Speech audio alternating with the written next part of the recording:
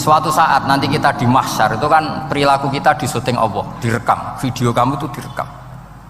Pas direkam kowe muni duit untuk duit girang, untuk bojo girang, pokoknya untuk yang duniawi itu girang. Bareng bar salat biasa-biasa wae. Terus kita takoki pangeran, "Jong kowe bar salat biasa wae, bareng untuk duit kok girang, penting di duit mbek salat." Saya berkali-kali ngaji bilang karena kenangan terbaik kita ketika ning donya yo tahu salat. Jadi nak disoteng pangeran, sebenarnya ketemu pangeran kan pantas. Ning donya tahu sholat, tahu sujud kan keren. Dan itu dilakukan dengan keasikan yang luar biasa. Karena terus isin, aku jagungan mbek konco sak jame betah, jagungan mbek apa 8 menit entuk 20 rakaat itu isin nak. Singkat cerita Imam Bukhari itu pede meriwayatkan hadis setelah banyak orang mimpi Rasulullah niku liwat ditututi Imam Bukhari. Iku fawwah ma akhta aqdamahu qadamai Rasulillah sallallahu alaihi wasallam. Terus delamaan yang pernah diinjek Rasulillah niku mautia aqdami Rasulillah sing nate diinjek qadami napa Rasulillah. Itu Imam Bukhari persis di situ. Akhirnya ulama tahu itu maknanya betapa persisnya beliau ketika meriwayatkan hadisnya Rasulullah sallallahu alaihi wasallam.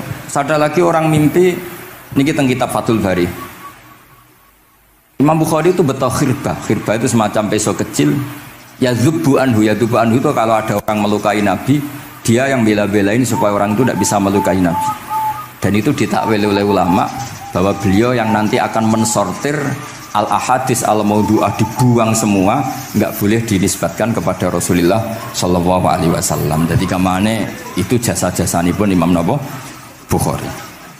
Terus ketika beliau mau kapundut, terus Imam Bukhari ketika mau kapundut itu tertib sekali. Saya banyak membuktikan baik secara bacaan maupun nyata. Orang-orang soleh itu kalau mau kapundut itu tertib. Mulanya sampai nak kapundut aja selonang-selonong. Nak mati itu sing tertib, sing rapi lah, tertata. Kalau cerita sedikit, bapak kula niku selawase niku tiap tahun nilai kula teng Jogja.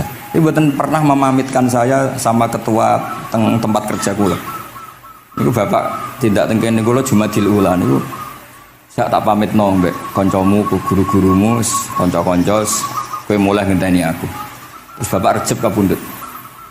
Mbah Mun juga gitu, saya menyaksikan sendiri mau kapundhut itu uang dititipkan Gus Subab, iki aku nak balekno, nak aku ora balik wis bagi dulur-dulurmu. Terus beliau di pesawat ngendikan Gus Yasin, "Tenan lho Sin, aku tahlili." Terus ternyata di Mekah kapundhut. Itu contoh-contoh kapundhut yang tertib, beretika dan berperadaban. Nah Imam Ghazali luwih parah malih, parah kramate mboten parah masalahnya. Engko mbok potong dadi geger. Niku badhe kapundhut itu tuku kafan piyambak. Tuku kafan. Terus kanca-kanca sing perjalanan 3 hari karena dulu enggak ada pesawat. Ora ono WA. Niku diundang. Tolong direngkas ning nggonku ya. Ketika beliau kapundhut itu orang yang perjalanan 3 hari enggak ada yang terlambat. Ditakoki, "Kenapa kamu enggak terlambat?" "Saya sudah diundang 3 hari yang lalu." Dan niku tuku kafan terus badhe subuh salat terus piyambake cara Jawa nggih agak selonjor terus adike diceluk, "Ali ya bil kafni, aku jupukno kafanku." Terus diambung, terus beliau ngendikan alar ridho bil intiqal ila malikil mulki, pun kula ridho pindah teng alame jenengan Gusti, maksudnya kapundhut. Ya terus kapundhut. Jadi adike ora ribet tuku kafan, ora ribet tuku. Saiki ya ana persiapan tapi gaya-gayaan untuk kuburane wis digawe. Terus gaya mergo larang kawasane iku elit. Niku mboten keramat niku sembrono niku. Lah Imam Bukhari nggih ngoten badhe kapundhut tuh wali-wali angkatan beliau ku dipeni. Desane piyambake jenenge Khortanka, napa bacane Khortanak mboten ngerti. Pokoke kawasan Uzbek karena itu ejaan Soviet.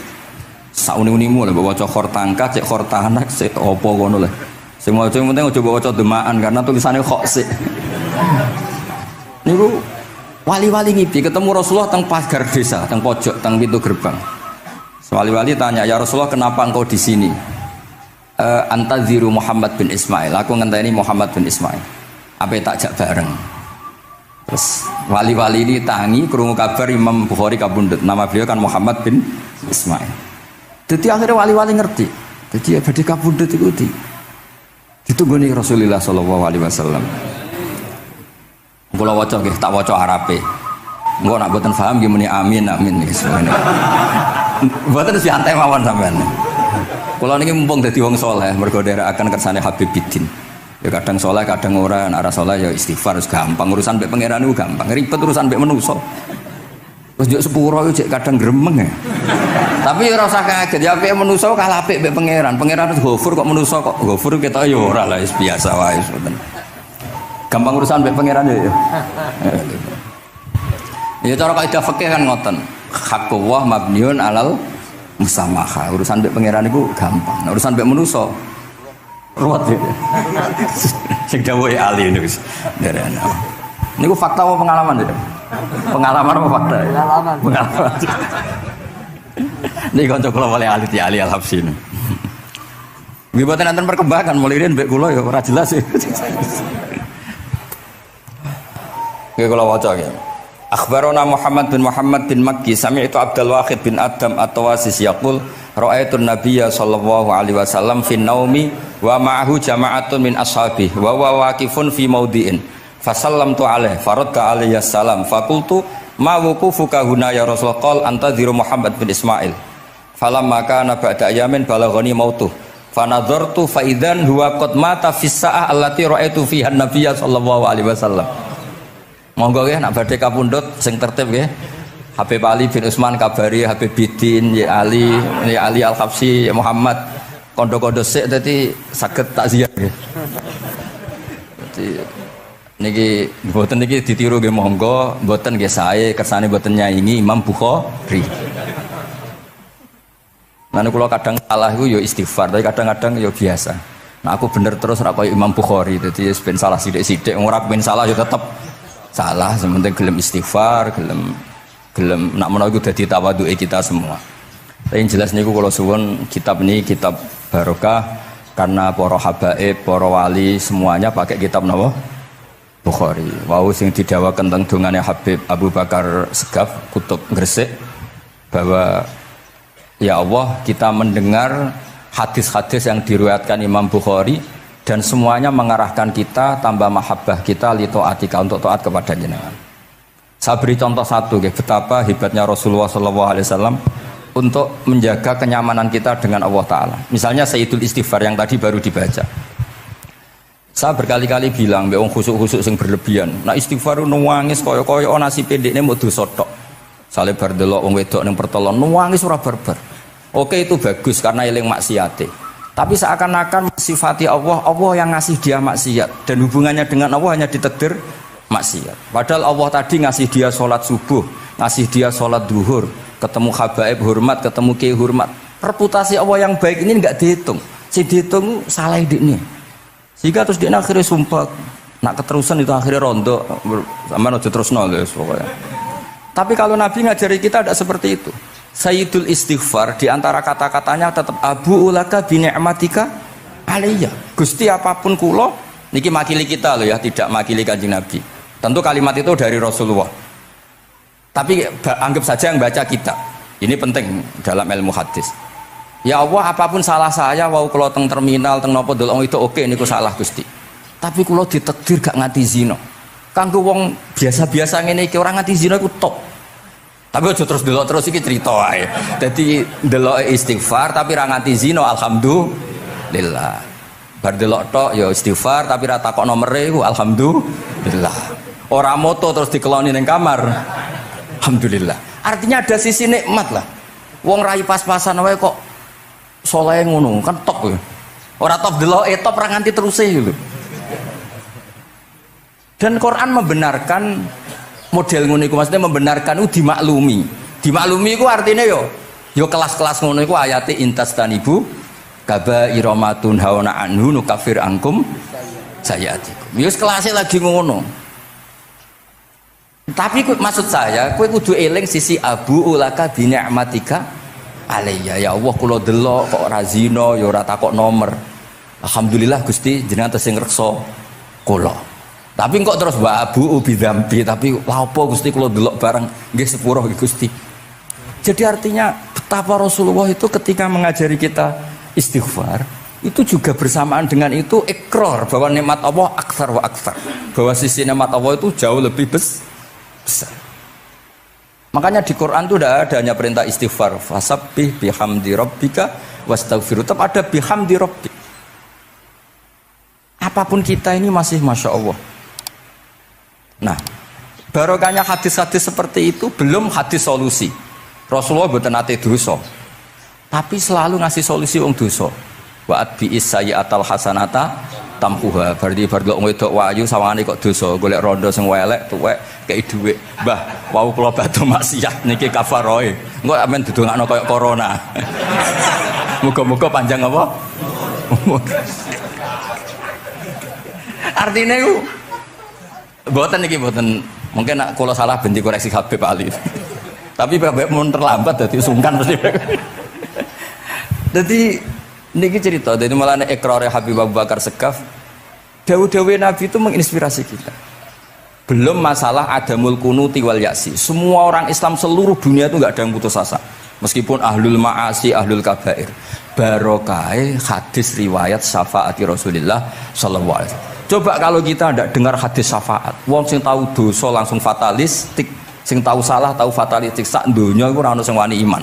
Perkarane kabeh gak ada salah. Tapi barokah syafaati Rasulillah sing diriwayatkan Al-Kutubus Sittah, sing diriwayatkan kitab-kitab sing muktabar. Akhirnya wong wani iman. Senajan to salah wis wani iman. Engko arep-arep syafaat Rasulillah sallallahu alaihi wasallam. Terus sing ra maca Bukhari, soalnya tiap pidato sholawat salam kunjuk kanjeng Nabi Muhammad sallallahu alaihi wasallam. Engkang kita tenggo syafaate teng dina sing diarep-arep hubungane mbek Nabi dhewe jarang maca sholawat, sing penting nenggo syafaat. Wis ngono lah, sing penting ku ndadekno iman biwujudis syafaat. Wah niku terakhirin tentang Isra Mi'raj. Ono kata-kata mungkin Gus Apang nyanyine mari sediluk mungkin. Nah, niki kitab Fathul Bari tentang Mi'raj niki kan tesih Isra Mi'raj. Dados nabi ku ya manusa ya kadang-kadang ku ya rondok cara boleh dibahasakan ku rondok ra ikhlas. Dibahasano hasud kok kasaran ya ora pati ikhlas. Tapi ora ikhlase nabi niku barokah. Riyen kita tahu pertama wajib sholat ku 50. Nabi Ibrahim di langit ke-6, kila 7. Kalau ora roh persise urutane mergo riwayate beda-beda ana semene 6 ana semene 7. Mengko ya ora roh dhewe pokoke nek 6 ya 7. Coba bantah kula. Akhirnya Nabi Ibrahim jenenge capek. Apa mat diceluk wong pancen bae. Dikan salat 50 rakaat. Mendel Nabi Ibrahim, ora biasa bantah. Bareng tok Nabi Musa bantah. Apa mat 50? Dekne asline bantah iku ora kok perkara piye. Asline gak krana sakake kita mboten. Rodok ngeprekno lah cara Jawa. Piye mat 50? Umatku sing gagah-gagah ra kuat temene umatem. Dadi asline iku yo rasake kita. Mulane kula rapati utang jasa asline di bab ini karena asline iku terusane inna ummataka la tutiku dzalik. Umatmu ra kuat. Wong Bani Israil umatku sing gandengan gagah-gagah ra kuat temene umatmu. Padahal kita ya nyatane ra kuat tenan, tapi alhamdulillah. Singkat cerita terus rodok terjadi debat kecil. Kanjeng Nabi karena ahsanan nasi khalqau wa khuluqa. Nurut mawon. Matur ning pangeran Gusti khafif anni. Sampai pangeran disudo 5 berarti itu saya pinten? Matur nang Nabi Musa ijek abot 45. Jaluk ringanan neh. Sampai akhirnya ping 9. Ping 9 berarti 5 ping 9 kalong pinten? 45. Ini saat ini Nabi Musa sail 5 lah ijek jaluk neh keringanan. Waduh anak sido. Niku pun ra sidono wajib salat. Tapi pertanyaane lha apa ada Mi'raj jebule ratu apa kan ngoten. Itu jasanya Nabi Musa, baru kayak protes niku 50 dadi pinten? Gangsa. Tapi itu sisi Nabi Musa. Tapi kalau niki cerita teng riwayat niki teng Fathul Bari kula waca mawon. Ketika Nabi Musa di langit ketiga atau keempat, ini kan dilangkai kanjeng Nabi. Dilangkai itu nangis. Nangis itu nangis protes. Ditakoki wae malaikat Jibril, kenapa kok nangis? Grutu itu gak adil iki. Cah wingi kok ngangkai makomku. Grutu wae. Akhire kanjeng Nabi takok, niku sinten? Iku Musa, nembe napa? Ya nembe grutu. Sing digrutoni sinten? Pangeran. Lah terus pangeran gak piye-piye, gak wis biasa aja. Mboten niku lho mboten gawe-gawe. Nek ora percaya sampean waca dhewe kitabe. Kok eja sithik-sithik. Terus lah kena apa? Ya mergo sampean luwih enom tapi nglangkai makome, rada ora trimo. Marahe tabayun kan cara saiki tabayun dikonfirmasi. Kula waca mau narape, mungkin nek sing ra ngandel nggih ben ngandel, nek sing ra ngandel nggih ben ya ben goblok wong tak wacana kok ora ngandel.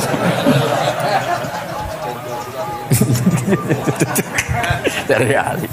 Kula waca mau narape, niki top tenan nih, wis romerat tenan nih. Teng kitab kula halaman 613 juz itu. Jadi sampean saged ngecek malih. Misalnya beda halaman nggih. Apa ya? Bab ya, babnya ya di bab. Bismillahirrahmanirrahim. Niki jelas sampean jarang maca iki. Apa ora tahu ya? Jarang ora tahu parade. Para gak nate. Niki kanca kula mulai alit niki teng sarang. Jadi kula niku de kanca Habib Zain, kanca-kanca mulai alit. Alhamdulillah nganti tuwa ora ana perkembangan ya tetep kanca maksudnya ku. Ya sudah dadi kiai, nak masalah materi sudah tambah sugih ya. Umat ya tambah akeh, tapi hubungan akrabnya tetep sepawancet. Engger ketemu wis pikirane ngopi, rokok. Nah, kula sono perkembangan ya gak rokok ya termasuk. Tapi kalau cara fatwane Mbah Nafek salah. Rokok cara kowe apa, Hak? Misalnya ke darani haram, kowe sing salah. Ning dinggon barang haram diobong. Aduh, kelarang. Mboten nate menang. Ini seksine niki. Nah, kula debat mbek Mbah Nafek.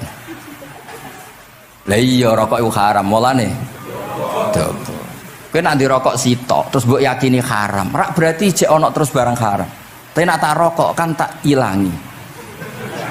Berarti aku ngilangi haram. Mbah atau menang panjenengan.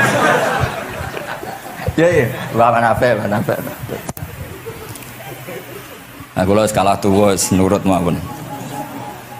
Ini alhamdulillah niki majelis kula seneng sangat ditunggoni para habaib saged nderekaken kersane Habibiddin.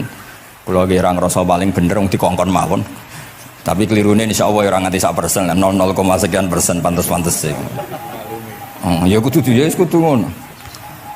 Kula wawas nggih. Bismillahirrahmanirrahim. Ketika Nabi Musa ya kesalib Nabi Muhammad sallallahu alaihi wasallam niku nangis. Terus lam azunna ahadan yurfa'u alayya. Saya itu tidak pernah mengira ada orang diangkat meninggi saya. Gak terima. Terus mergo napa? Yasumu banu Israil anni akramu 'ala Allah. Umatku wis kadung yakin nek saya ini yang terbaik kok dilangkai wong ku piye? Kaya kula misale sedarani wong alim alamah terus jebule keliru kalah mbek amang kan yo isin. Tapi burung amang putune Nabi mboten isin kula nek kalah mboten isin. Wis mboten yakin mboten isin. Wis. Abe isin kalah yo ora apa-apa wis. Tapi ini kan jaga imet kan. Misalnya kula tengkeling terus Ali terus Wono di konco ya, ini cerita lucu tenan, ini kisah nyata. Jenenge Kiai Izzuddin Buntet itu top-top kiai di era itu. Dia santri ini tiang Cirebon asli Jakarta. Jenenge Budi. Ini konco ini tak sebut jenenge wong cerita lucu. Dia itu bangga dengan kiainya karena orang Jakarta. Iku mergo angger kiai mbek Kiai Izzuddin ku nyucuk. Bangga dek mergo kiai ini ra ono sing ngalahno. Waduh kiai sak kawasan kono iku nyucuk. Suatu saat ana pengajian ngaturi Mbah Mun ya Mbah Maimun Zubair. Kiai Izzuddin nanti mondok sarang. Bareng wonten Mbah Mun Kiai Izzuddin nyucuk. Niku bocah niku teng tingkat 2. Aduh Kiai ku keok. Gak terima.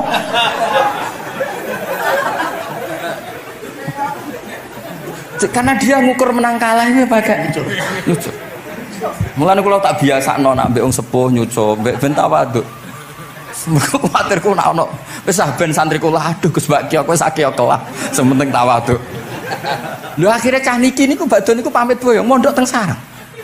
Karena dia tidak ingin punya kiai yang nyucuk.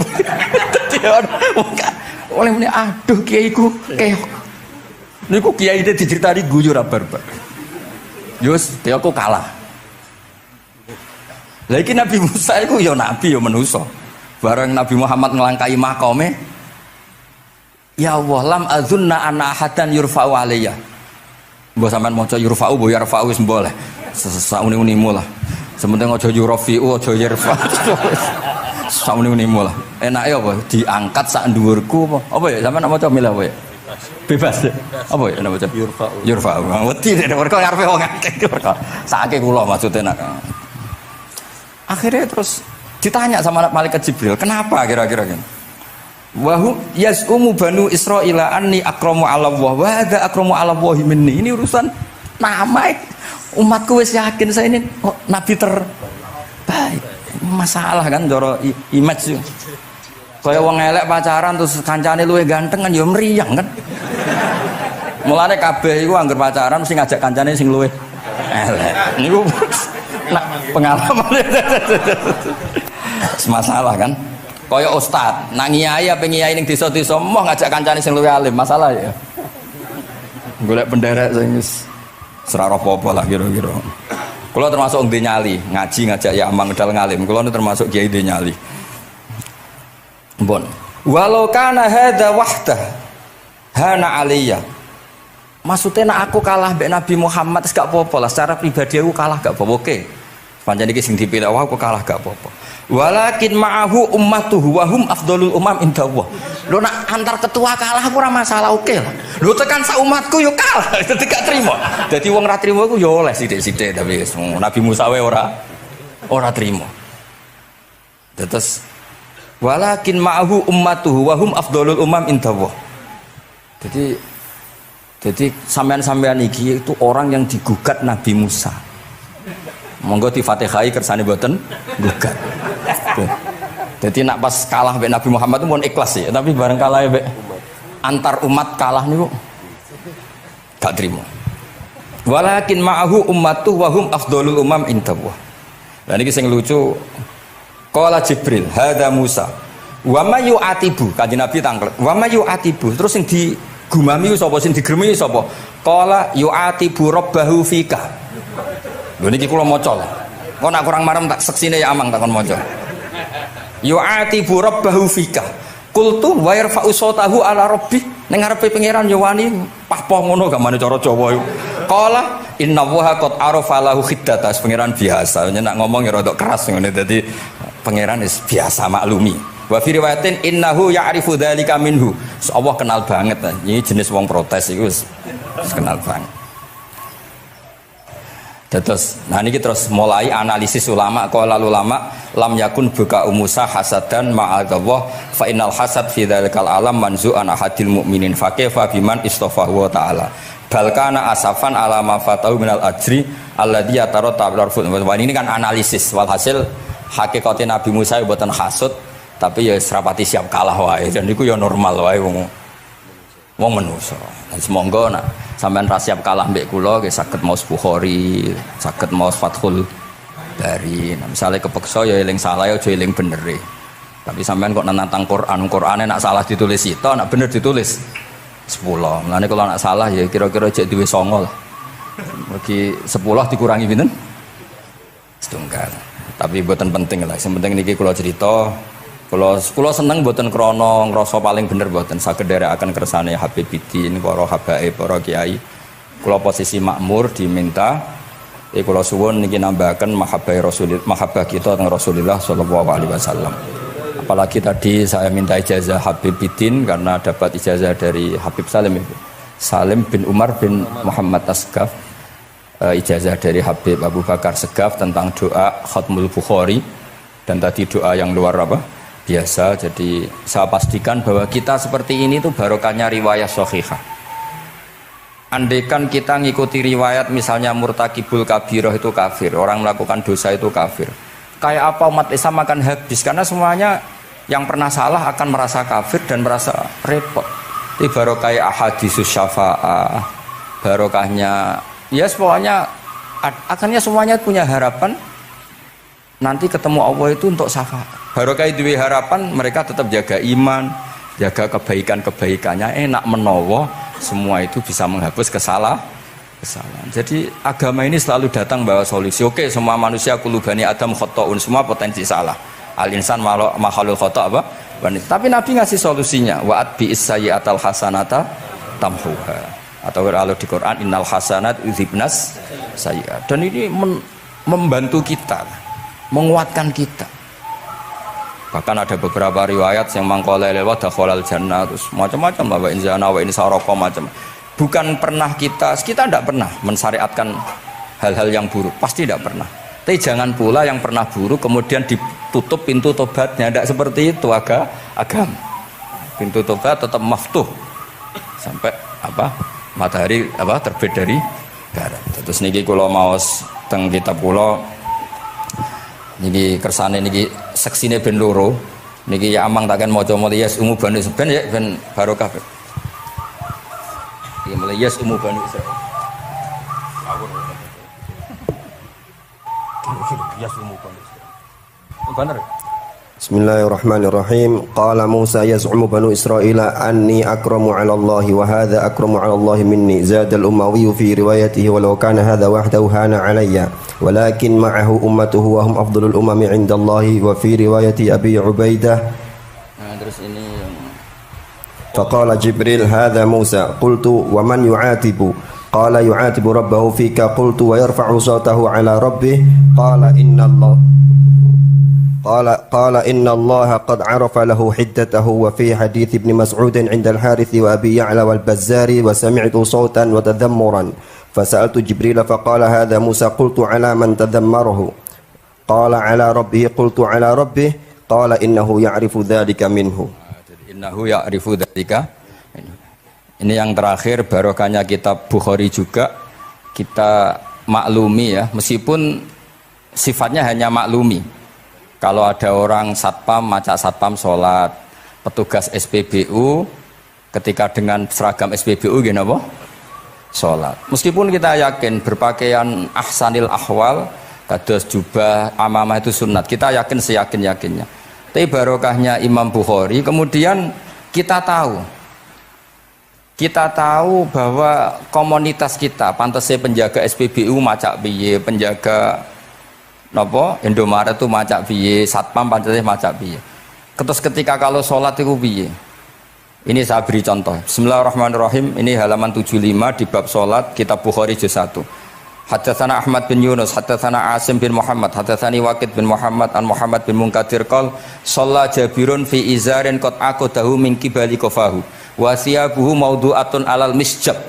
Qala lahu qailun tusalli fi izarin wahid qal innama sana'tu dzalikal yarani ahmaku misluk wa aina ma kana lahu saubani ala ahdi Rasulillah sallallahu alaihi wasallam. Jadi Jabir itu salat sarungan tok, ora klambenan, ora nganggo kethu, ora nganggo popo, kak sarungan tok ditalekno gulune. Lah era tabi'in wis salate wis resmi-resmi. Lho jenengan sahabat kok salat ngoten. Ben wong koyo kowe roh, nak salat ngene iki wis sah. Nah barokahnya itu kita ngerti auratul rajul itu kayak apa? Andai kan tidak ada peristiwa itu, maka pakaian yang dipakai Nabi dan sahabat dikira syarat sahnya sholat, sehingga semuanya harus seragam seperti itu. Tapi barokahnya pernah ada sholat seperti itu, kita tahu mana auratul rajul yang harus ditutup ketika sholat. Itu ya barokahnya riwayatnya Imam Bukhari. Terus beliau meriwayatkan qalat Ummu Hani iltahafan Nabi sallallahu alaihi wasallam bisaubin wa khalafa baina tarafaihi ala atikaihi. Terus ini ada riwayat lagi an Umar bin Abi Salamah annahu an-nabiyya yusalli fi thawbin wahid fi baiti Ummi Salamah qad alqa tarafaihi ala atikaihi. Oke, jadi kita sepakat sholat yang baik pakai ahsanis siyab, pakai formal, tapi tetap ada standar siapapun boleh sholat dengan pakaian yang asal nutupi aurat. Barokahnya ada riwayat seperti itu. Lagi-lagi riwayat ini berkah sekali. Makanya kalau matur nuwun sangat dan sangat hormat adat-adat para habaib yang selalu khataman Bukhari, adat-adat kita yang selalu baca kitab-kitab madaih, kitab-kitab semuanya kita harus syukur, semuanya itu mengawal mazhab ahli sunnah wal jamaah. Dan saya baca seperti ini, kenapa saya bawa kitabnya, biar yang punya kitab bisa nyari di kitab masing-masing. Semoga hanya beda halaman, bukan saya punya Bukhari sampean punya kitab yang enggak Bukhari. Maksudnya tuh dua ini buku ini ngomong. Jadi jelas gitu. Terus adnal ahwal, misalnya pakaian minimal seperti itu penting. Supaya akhirnya ada orang satpam sholat pakai pakaian satpam ya tidak janggal, ada yang pegawai SPBU sholat gitu tidak janggal, karena sahabat Jabir ini pernah menunjukkan di depan umum sholat seperti itu supaya menunjukkan kadar aurat mana yang harus Andai kan tidak pernah ada peristiwa Jabir dan Rasulullah selalu sholat ala ahsanil ahwal, sahabat misalnya ala ahsanil ahwal, pasti seperti itu dikira syarat sah, dan itu akhirnya umat masa pakai SPBU macak ngono, satpam macak ngono, barang kiai teko sing kiai sing ndi wong macake padha kan ya ribet. Jadi kabeh iku berdasar napa ilmu. Quran itu turun itu kan mustameknya, pendengarnya itu zaman itu kan orang kafir semua. Makanya pertanyaannya itu untuk jadi ahli tafsir itu syaratnya ada enggak? Ya syaratnya ada, harus paham itu. Lalu syaratnya paham itu apa? Untuk Quran itu syaratnya satu, ya dapat hidayat itu. Karena kalau kita pakai standar apapun itu tidak bisa. Karena banyak orang kafir dulu karena punya pengetahuan yang baik tentang uslubul kalamil Arab, itu Quran turun itu memahami dan faham. Ini termasuk yang diceritakan Shahibus Shahih, yaitu Imam Bukhari. Imam Bukhari itu cerita ada orang namanya Jubair bin Mut'im, itu kafir. Saya ulang lagi ya, Jubair bin Mut'im itu kafir. Dia datang ke Madinah untuk negosiasi Asra Badrin, tawanan perang Badar. Delalah pas itu Rasulullah SAW memimpin sholat maghrib, baca surat Wattur wa kitabim mastur fi raqim mansyur. Si Jubair ini mendengarkan terus. Mendengarkan itu kok enak. Nah dia mulai argumentasi kekafirannya terganggu, logika kekafirannya terganggu. Itu ketika Allah mulai mempertanyakan am khuliqu min ghairi syai'in. Kalau kalian merasa Tuhan, mbok kamu itu merasa hidup tanpa pencipta. Ya sudah, kalau kalian merasa Tuhan sebagai subjek, sebagai aktor sejarah, kalian harus khuliqu min ghairi syai'in. Manusia itu diciptakan tanpa pencipta. Atau amhumul khaliqun, atau kalian memang pencipta. Lalu kalau kalian pencipta, pertanyaannya Allah, am khalaqus samawati wal ard, apa kalian semua atau mereka yang kafir itu pencipta langit dan bumi? Terus bala yuqinun, pasti mereka tidak pernah berpikir sebagai pencipta langit dan bumi. Walhasil ketika surat itu selesai dibaca, Jubair bin Mut'im langsung menemui Rasulullah SAW. Terus dia masuk Islam. Ya, terus dia masuk apa? Islam. Ini bukti bahwa Quran itu bisa difahami orang kafir dan bisa menjadi sababul hidayah. Sebab itu saya pastikan jika Quran itu dikaji orang non muslim dengan niat belajar, itu harus diberi hak. Wa in ahadum minal musyrikin astajaroka fa ajirhu hatta yasma'a kalam Allah summa ablihu ma'manah. Jika ada orang kafir minta akad aman supaya dia bisa belajar Quran, harus diberi hak. Karena awal-awal Quran itu saking fasohahnya, saking jameknya, saking jelasnya, bahkan aslama Umar mergo bistimaihi atau bisamaihi ayat Al-Quran. Wa kadzalika aslama Jubair bin Mut'im juga ketika mendengar ayat Quran. Pertanyaannya kan, dia ketika mendengar itu muslim apa masih kafir? Masih apa? Kafir. Dan aslama setelah mendengarkan ayat apa? Quran. Ya, ini nanti saya terangkan secara logika mukjizatnya. Terus ini sekaligus pamit kalian pengurus Menara, juga utamanya Pak Najib, ya Haji Najib. Saya akan suasananya ngaji seperti ini, dan insya Allah selalu pakai Bukhari di bab Fadhailul Quran atau Mukjizatul Quran. Nanti setelah niki do ngopi mulai uteke itu merap. Neng Jawa itu ribet, niki cara disiplin ngaji wis kriminal. Kok ono kopi ono ngaji, mesti wong eling kopi sih. Sajane cara disiplin ngaji kriminal. Tapi wong niki boten disiplin dadi pun kula waca nggih. Bismillahirrahmanirrahim. Ini cerita Islamnya Jubair bin Mut'im. Yes, di Bukhari saya juz 3 halaman 193, kalau di Fathul Bari juz 9 halaman 583. Ini nanti ngaji sampai jam 3. Nanti jadi kalau jam 3 top. Pokoknya anggar ketoke sampean seneng nganti jam 3. Nah ketoke ora paham nggih seperempat jam. Nggih, haddatsana al-Humaydi, haddatsana Sufyan, qala nggih qala haddatsuni 'ani Zuhri an Muhammad bin Jubair bin Mut'im an abihi. Qala sami'tu an-nabiyya sallallahu alaihi wasallam yaqra'u fil maghrib bit-tur. Falamma balagha hadhil ayat am khuliqu min ghairi syai'in am humul khaliqun. Terus am khalaqus samawati wal ard bal la yuqinun am indahum khazainu rabbika am humul musaytirun. Kada qalbi ayatiron. Kada meh-meh apa qalbi ati ingsun iku ayatira yen to terbang apa qalbi. Hampir hatiku itu hilang, nyaliku sebagai orang kafir itu hilang karena argumentasi saya kalah. Kalah itu ya kalah. Jadi karena Allah itu sangat rasional. Saya berkali-kali kalau ngaji bilang Allah itu zat paling fair, paling kalau boleh dibahasakan tuh ngajak kita sangat-sangat rasional. Saya berkali-kali ngaji bilang untuk menafikan Tuhan selain Allah itu Allah cara nantang itu sederhana sekali. Qul ara'aytum ma tad'una min dunillah aruni madza khalaqu minal ardi am lahum syirkun fis samawati. Kalau kalian punya Tuhan selain saya, kata Allah tidak apa-apa. Asal yang kamu tuhankan itu punya reputasi lah. Ketika aku bangun langit itu ya urun-urun tau apa gitu. Melok gawe langit ora, urun semen ora, kok melok jadi pangeran piye gitu. Jadi aruni.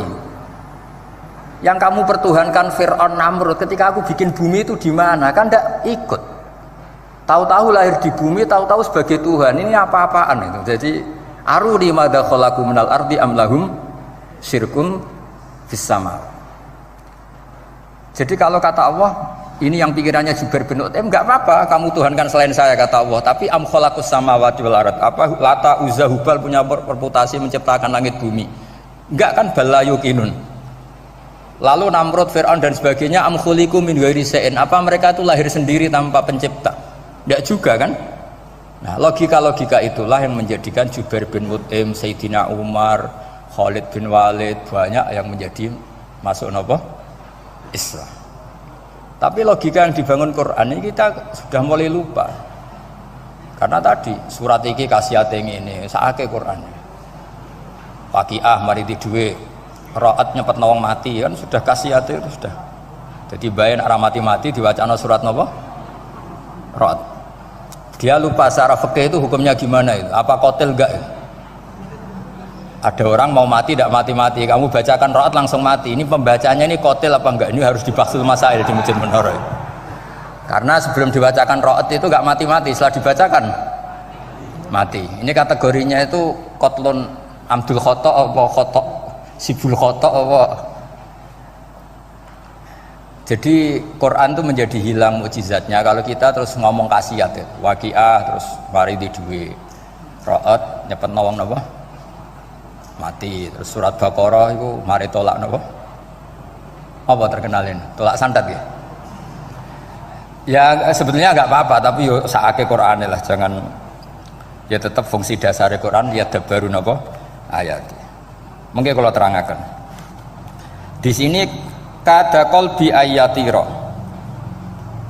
Kula waos ya tengene Fathul Bari. Ka'annahu inzi'ajun inda sama'i hadil ayat atau inda sima'i hadil ayat. Kalau maca 2 kali karena kalau sampean di guru sing macane simak.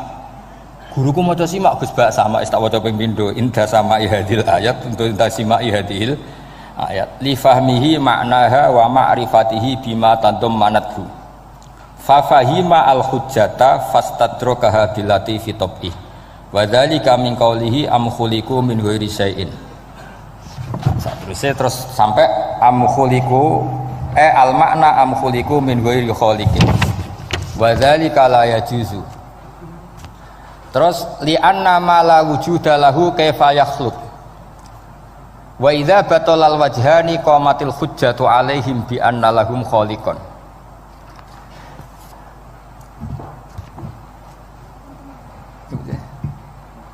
Wah, aneh-aneh.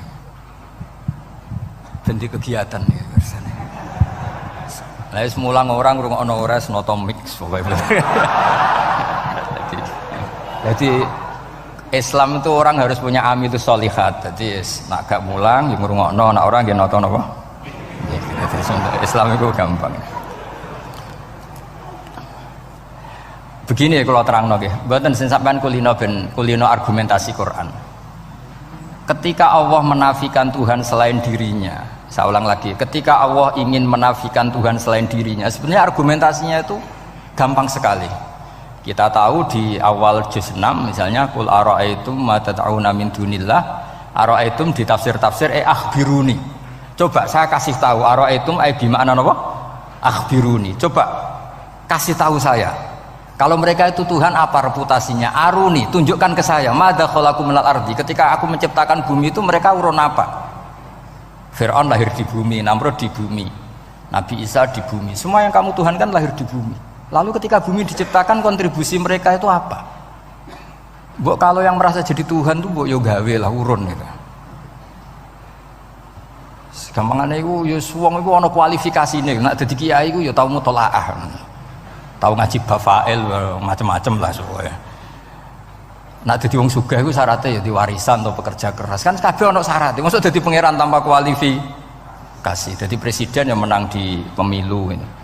Ini jadi Tuhan kok tidak punya reputasi aruni madza khalaqu minal ardi am lahum syirkun fis samawat.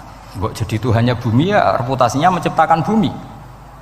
Lah Jubair bin Mut'im itu orang kafir, saya ulang lagi orang kafir. Terus Allah membombardir dengan argumentasi am khalaqus samawati wal ard. Yang kamu tuhankan apa menciptakan langit bumi? Am khuliqu min ghairi syai'in, apa yang kamu tuhankan itu wujud begitu saja tanpa pencipta. Wos pokoknya dibombardir gitu. Sampai beliau tidak kuat akhirnya matur Rasulullah asyhadu alla ilaha illallah wa annaka rasulullah. Jadi dulu itu mukjizatnya Quran itu orang kafir saja tahu. Saking dahsyatnya, logika yang dibangun itu saking dahsyatnya. Dan itu murni argumentasi ilmiah, bukan jimat, mboten. Terus diwaca sakmene ambek poso, iku mboten enten ngoten riyen. Ya pokoknya memang ilmiah. Saya punya sekian contoh. Sampean boleh nggak percaya, tapi kebangetan ora percaya. Dulu di antara sifatnya Rasulullah, saya sering ya kadang-kadang ya kepengen emosi lah, wong dikandani pangeran kok angel ra karuan. Tapi dulu para nabi itu disifati Allah qad ja'atkum bayyinatum mir rabbikum. Orang-orang kafir dulu disalahkan Allah karena sudah ada bayinah. Bayinah itu kebenaran yang ketok welo-welo, begitu jelas. Sehingga Allah ketika mensifati kekasihnya yaitu Rasulullah SAW, itu status yang ditonjolkan Allah itu apa? Lam yakunil ladzina kafaru min ahlil kitab wal musyrikin munfakina hatta ta'tiyahumul bayinah. Itu siapa? Rasulun minallah yatslu suhufam mutahharah. Orang kafir yang ngotot terhadap kekafirannya, baik ahli kitab maupun orang musyrik, itu tidak akan tercerabut dari akar kekafiran sehingga datanglah bayinah. Bayinah itu kejelasan yang benar welo-welo. Siapa itu? Rasulun minallah yatslu suhufam. Nah, benar welo-welo itu karena argumentasinya dibenturkan. Saya ulang lagi, dibenturkan. Saya beri sekian contoh argumentasi yang dibenturkan. Saya berkali-kali cerita kalau ngaji. Lama sekali, ya saya ulang lagi, lama sekali cara berpikir orang kafir, entah kafir Cina, entah kafir Quraisy itu sama. Di mana-mana Tuhan itu penyelesai problem. Pikiran mereka, kalau problem itu banyak ya Tuhannya harus banyak. Makanya ada dewa petir, dewa dewi keberuntungan, macam-macam. Di orang kafir jahiliyah juga sama. Ini Tuhan spesialis hujan, ini Tuhan apa, sesuai fungsinya. Sehingga ketika Rasulullah itu datang membawa konsep satu Tuhan, mereka protes. Disebut aja'alal alihata ilahau wahida inna hadza la syai'un ujab. Masa Tuhan satu, padahal problem kita ini banyak. Inna hadza la syai'un ujab, ini aneh. Tapi Nabi secara telaten adu argumentasi. Kalau kamu sebagai pembantu, sebagai budak, lalu majikan Anda banyak, semuanya punya perintah yang beda-beda. Kamu suka apa enggak? Ya tidak suka Muhammad. Enak mana majikan banyak sama majikan satu? Ya enak satu. Tuhan kamu itu majikan kamu. Kalau Tuhan kamu majikan kamu, kalau Tuhannya banyak, perintahnya beda-beda, habis kamu. Ya sudah, amat Tuhannya satu saja. Itu namanya bayinah. Bayinah itu argumentasi yang enggak terbantahkan. Nah, itu yang disebut hatta ta'tiyahumul, itu disebut daraba wa mathalar rajulan fihi syuraka mutasyakisuna wa rajulan salamal lirajul hal yastawiyani masalah alhamdulillah. Jadi ketika mereka dijak argumentasi, oke mat, kalau majikan banyak itu gak enak, enak majikan satu. Wa rabbukum sayyidukum, Tuhan kamu itu majikan kamu, maka enak satu. Oke Muhammad, kita terima konsep itu. Alhamdulillah akhirnya mereka Islam. Nah sekarang enggak, berjuang ngamuk ya. Dijak logika itu rapati gelem. Nah, begitu juga tentang syarik. Saya berkali-kali kalau ngaji cerita, saya sebagai manusia mungkin atas nama hati saya sering tidak ikhlas, tapi atas nama ilmu itu saya ikhlas terus, nggak pernah ada ikhlas atas nama ilmu. Saya beri contoh, sampai aku pengen ikhlas permanen, meskipun aku potonganmu ya ikhlas, tapi ini kan latihan, jenenge latihan. Nah ini saya beri contoh, nanti setelah pulang ngaji ini pasti ikhlas, secara ilmu paling enggak. Ya saya ulang lagi secara, nah hati itu roh hati banyak kepentingan lah jenenge hati.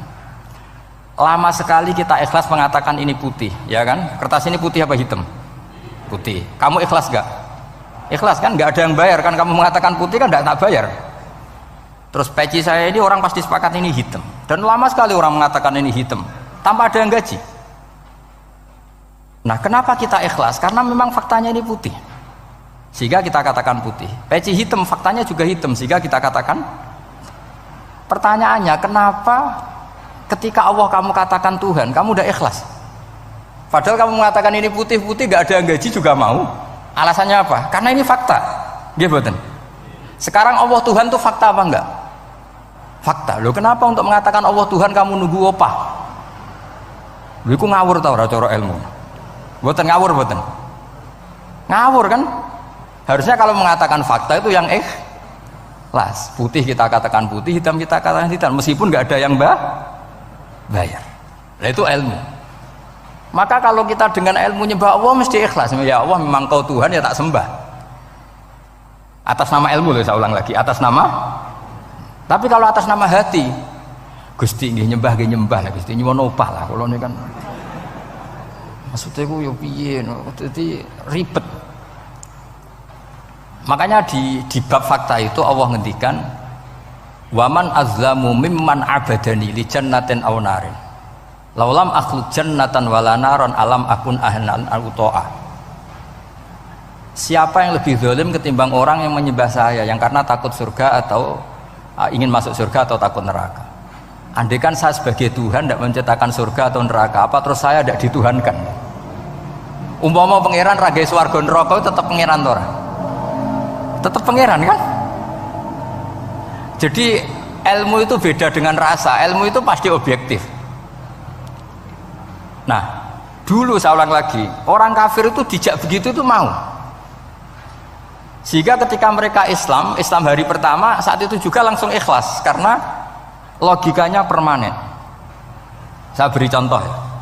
Orang kafir itu kan pernah nganggap fungsi Lata, Uzza, Hubal, Manat itu setingkat sama Allah. Padahal mereka oleh mereka dianggap syarik, dianggap setara, dianggap mitra, dianggap sederajat dengan Allah.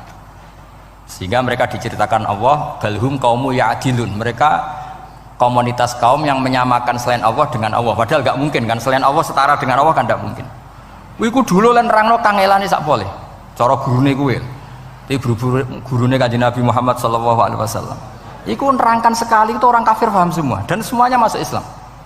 Itu hebatnya bayinah hatta ta'tiyahumul bayin. Nabi cara nerangkan diajari Allah begini. Misalnya saya kerja keras, kemudian beli Innova. Ya atau adol warisan beli Innova. Kemungkinannya kan kerja keras atau warisan. Utawa ngerayu mertua kelar tuku Innova, kemungkinan itu sing rodok dake itu jalur pintas ngerayu mertua lewat bojone maksudnya semacam-macam lah. Apapun itu ciri khas pemilik itu nggak ingin orang lain itu setara dengan dia. Kue kerja keras nabung puluhan tahun beli Innova, kemudian teman kamu udah ikut beli, cara menguasai Innova itu sama dengan kamu. Nak nyiler atau pamit atau bensin ini sak enak ide. Kue mangkal gak kira-kira? Kamu punya rumah, sono wong mlebu slonang-slonong kayak pemilik, kamu mangkel tak? Mangkel. Nah, Allah cara membuat tamsil itu ya begitu. halakum mimma malakat aymanukum min syuraka'a fi ma razaqnakum fa antum fihi sawa takhafunahum ka khifatikum anfusakum. Coba kalau kamu punya barang, kata Allah, kamu punya barang, punya sesuatu dan itu milik kamu karena kamu yang beli. Kemudian ada orang lain yang cara memilikinya sama dengan kamu, mau nggak kamu seperti itu? Ya tidak mau Muhammad, ini milik saya kok ada orang lain yang merasa setara dengan saya, tidak mau saya. Kalau orang lain mau pinjem ya harus ngemis-ngemis lah, harus dodok-dodok. Ya seperti itu Allah itu bumi itu yang menciptakan Allah sendiri. Kemudian kamu menyertakan orang yang tidak ikut menciptakan setara dengan Allah, ini apa-apaan? Oke Mat, kalau gitu Allah la syarikalah. Jadi itu tamsil apa? Saya ulang lagi ya, kalau kamu beli Innova, mau nggak ada orang lain yang cara menguasai Innova itu setara dengan kamu? Mau nggak? Nggak mau kan? Bahkan istri saja nak nganggo kudu pamit. Nak lagi nengan, nengan ya oleh. Tapi apapun itu kan tetap saja harus pamit, harus prosedur. Namanya ndak ikut punya. Nah itu kemampuan ini yang mulai hilang di umat Rasulullah. Jadi Nabi itu punya fatona. Fatona itu kecerdasan untuk memberi penjelasan. Disebut orang kafir itu tidak akan infikak, tercerabut dari cara berpikir mereka, munfakin hatta ta'tiyahumul la bayina. Itu siapa? Rasulun minallah yatlu suhufam mutahhar. Jadi Nabi itu kalau memberi penjelasan itu gampang sekali, baik itu penjelasan akidah maupun penjelasan fikih. Dulu di Medina itu abkhosun nasi kailan, orang Madinah itu orang paling curang kalau dagang dulu sebelum Rasulullah datang. Sehingga misalnya mau beli pelem itu mangga itu, pentil ya dihitung pelem. Jadi busron itu kurma pentil ya dihitung kurma. Misalnya kulaan pari hijau ijo wis dituku, padahal urung jelas dadi padi. Lah nanti kalau kena badai angin ya sudah, apa itu uang itu nggak kembali. Ketika Rasulullah datang, Nabi mau tanya, "Cung tuku apa?" Tumbas pelem. Sekarang satu pohon pelem dituku 2 juta, itu rego pelem ta rego pentil? Mbak sampean jawab ya. Pentil kan gak ono regane, sakmene niku. Ndak ketika dibayar 2 juta itu rego pentil apa rego pelem? Pentil lho mboten. Ketika pentil sakmene dituku 2 juta satu pohon itu rego pelem ta rego pentil? Pelem kan? Sekarang faktanya pentil apa pelem? Pentil. Makanya Nabi terus tanya, "Kul ara'aitum in mana'allahu as-samrah fabima yastakhilu ahadukum mala akhi." Banyak tak apa loh hadis-hadis. Andai kan nanti pentil ini kena angin, kemudian 2 juta itu bayari apa coba? Diarani bayari pelem rantuk pelem, dibayari pentil kok regane 2 juta wong dipangan yo ora kena. Akhirnya wong Madinah sadar betapa buruknya sistem perdagangan mereka. Wong pentil kok diregani 2 juta. Semenjak itu ada fikih boleh jual pentil itu ba'da budui sholahiyah, setelah jelas-jelas jadi pelem. Paham ya? Dan Nabi cara nerangkan gampang, fabima yastakhillu ahadukum mala akhi. Lalu alasan halal itu apa? Kamu mengambil uang 2 juta atas nama apa? Atas nama pelem ya Rasul, di peleme. Atas nama pentil, mosok pentil regane 2 juta. Jadi akhirnya orang Madinah sadar semenjak itu tidak jual buah-buahan qobla budui sholahiyah, sebelum kelihatan berstatus napa? Samroh buah. Jadi Nabi itu orang yang kalau menjelaskan itu gampang sekali. Dulu itu Nabi pernah dibully orang Bedui. Nabi pernah ngendikan la adwa wala tiarota wala hamah, tidak ada penyakit menular. Ya ada orang Bedui itu iseng itu ya iseng. Ada onta gudiken dijejero unta waras, akhirnya sing waras melok gudiken. Si Bedui ya rada kurang ajar. Rasulullah ditimbali, ya rada kacau ngene. Alhamdulillah gak wong kudus nih. Ya Rasulullah, katanya engkau tidak ada penyakit menular. Ini onta ini tidak gudiken, tak jejero yang gudiken ikut gudiken. Terus Nabi banget pinter ya. Dikira Nabi itu kan kalah ya. Nabi jawabannya enak. Faman a'dal awwala. Semua rawi membaca al awwala. Faman Fam mongko te sapa ada maringi nular sapa man al awala sing pertama. Ya nek iki jarimu ketularan iki, lha iki ketularan sapa? Sing pertama gudiken. Wah iku asli lah ya maksudku ya sing iki.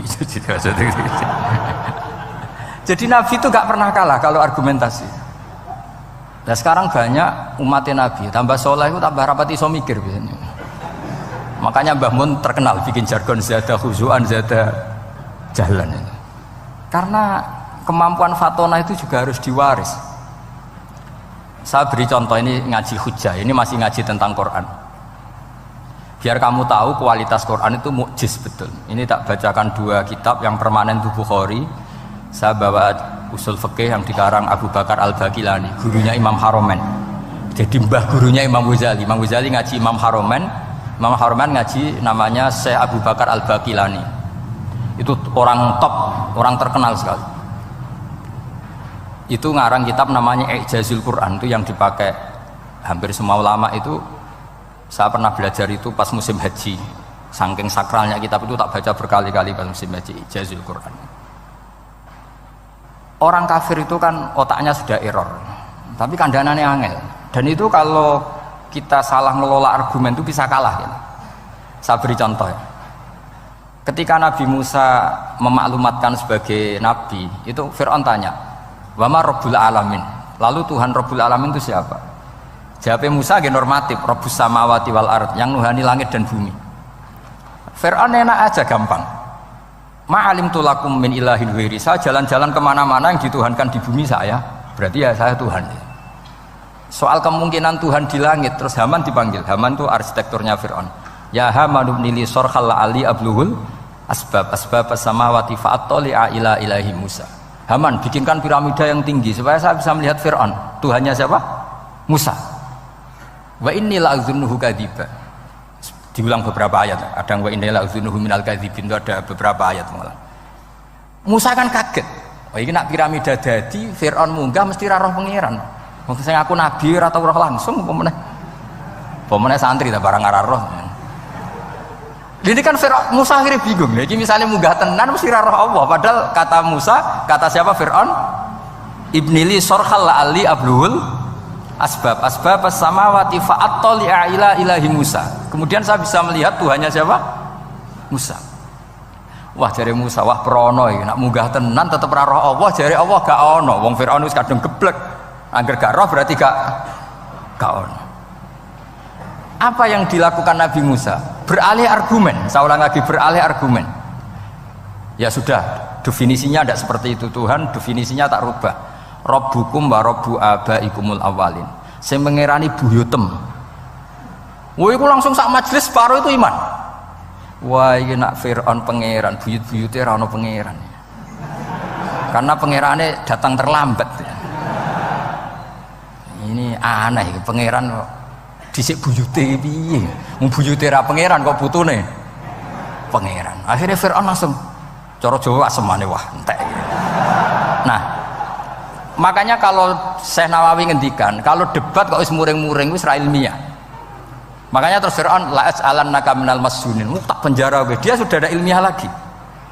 Ketika Rabbus samawati wal ardi, Fir'aun masih berusaha ilmiah. Saya kemana-mana dituhankan fil ardi, maksudnya di bumi. Soal kemungkinan di langit, saya nanti bikin bangunan, mau lihat Tuhanmu Musa. Tapi ketika dipojokkan dengan Rabbukum wa rabbu abaikumul awalin, yang nuhani nenek moyang kamu, entek Fir'aun. Waduh, aku di bapak di mbah, mbahku yura pangeran kok putune pangeran. Berarti mbahku tanpa apa? Pangeran. Wah ribet nih. Penjara Musa, jadi emosi dia karena sudah nggak bisa debat. Jadi semua nabi itu ciri khasnya itu punya kemampuan argumentatif. Makanya nabi itu harus fatona, harus punya kecerdasan. Dan itu juga yang dilakukan Quran ketika nafyu uluhiyati ghairillah, ketika menafikan bahwa selain Allah itu pasti tidak Tuhan. Ya tadi, kalau Allah itu punya pesaing sebagai Tuhan, ya namanya Tuhan, reputasinya ya aruni madza khalaqu minal ardi am lahum syirkun fis samawati. Mungkin kalau orang-orang tajwid hanya nekuni fis samawati tuni, itu fis samawati tuni, itu kan urusan tajwid ya. Tapi kalau kita yang ahlul makna itu nekuninya kalau merasa Tuhan itu mbok ya punya reputasi. Di antara reputasinya itu ikut menciptakan langit dan bumi. Nah dengan demikian namanya bayinah. Bayinah itu kebenaran yang ketok welo-welo. Sehingga orang kafir itu tidak bisa berbantah-bantahan lagi. Nah, ini disebut lam yakunil ladzina kafaru min ahlil kitab wal musyrikina munfakina hatta ta'tiyahumul bayinah. Bayinah itu siapa? Rasulun minallah yatlu suhufam mutahharah. Makanya orang kafir dulu itu matur nuwun tenan mbek Islam. Mergo qad ja'atkum bayyinatum mir rabbikum. Bayinah itu harus ada. Makanya kita sekarang harus sesering mungkin bikin bayinah. Misalnya begini, saya ini kan kiai. Kiai itu kan untuk menunjukkan bahwa yang paling membahagiakan itu sholat. Ya tersiksa kita itu kita kalau tidak sholat, kita tidak sholat. Ono kiai kok tersiksa radi duwe, itu rapati kiai. Mergo berarti orang dadekno sholat itu himmah. Nah caranya gimana? Kita latih. Kita latih, misalnya begini tak, sampean tak latih, nak sampean ora paham berarti ra kiai. Kudu paham, nak paham berarti wis kiai. Suatu saat nanti kita di mahsyar itu kan perilaku kita disuting Allah, direkam, video kamu itu direkam.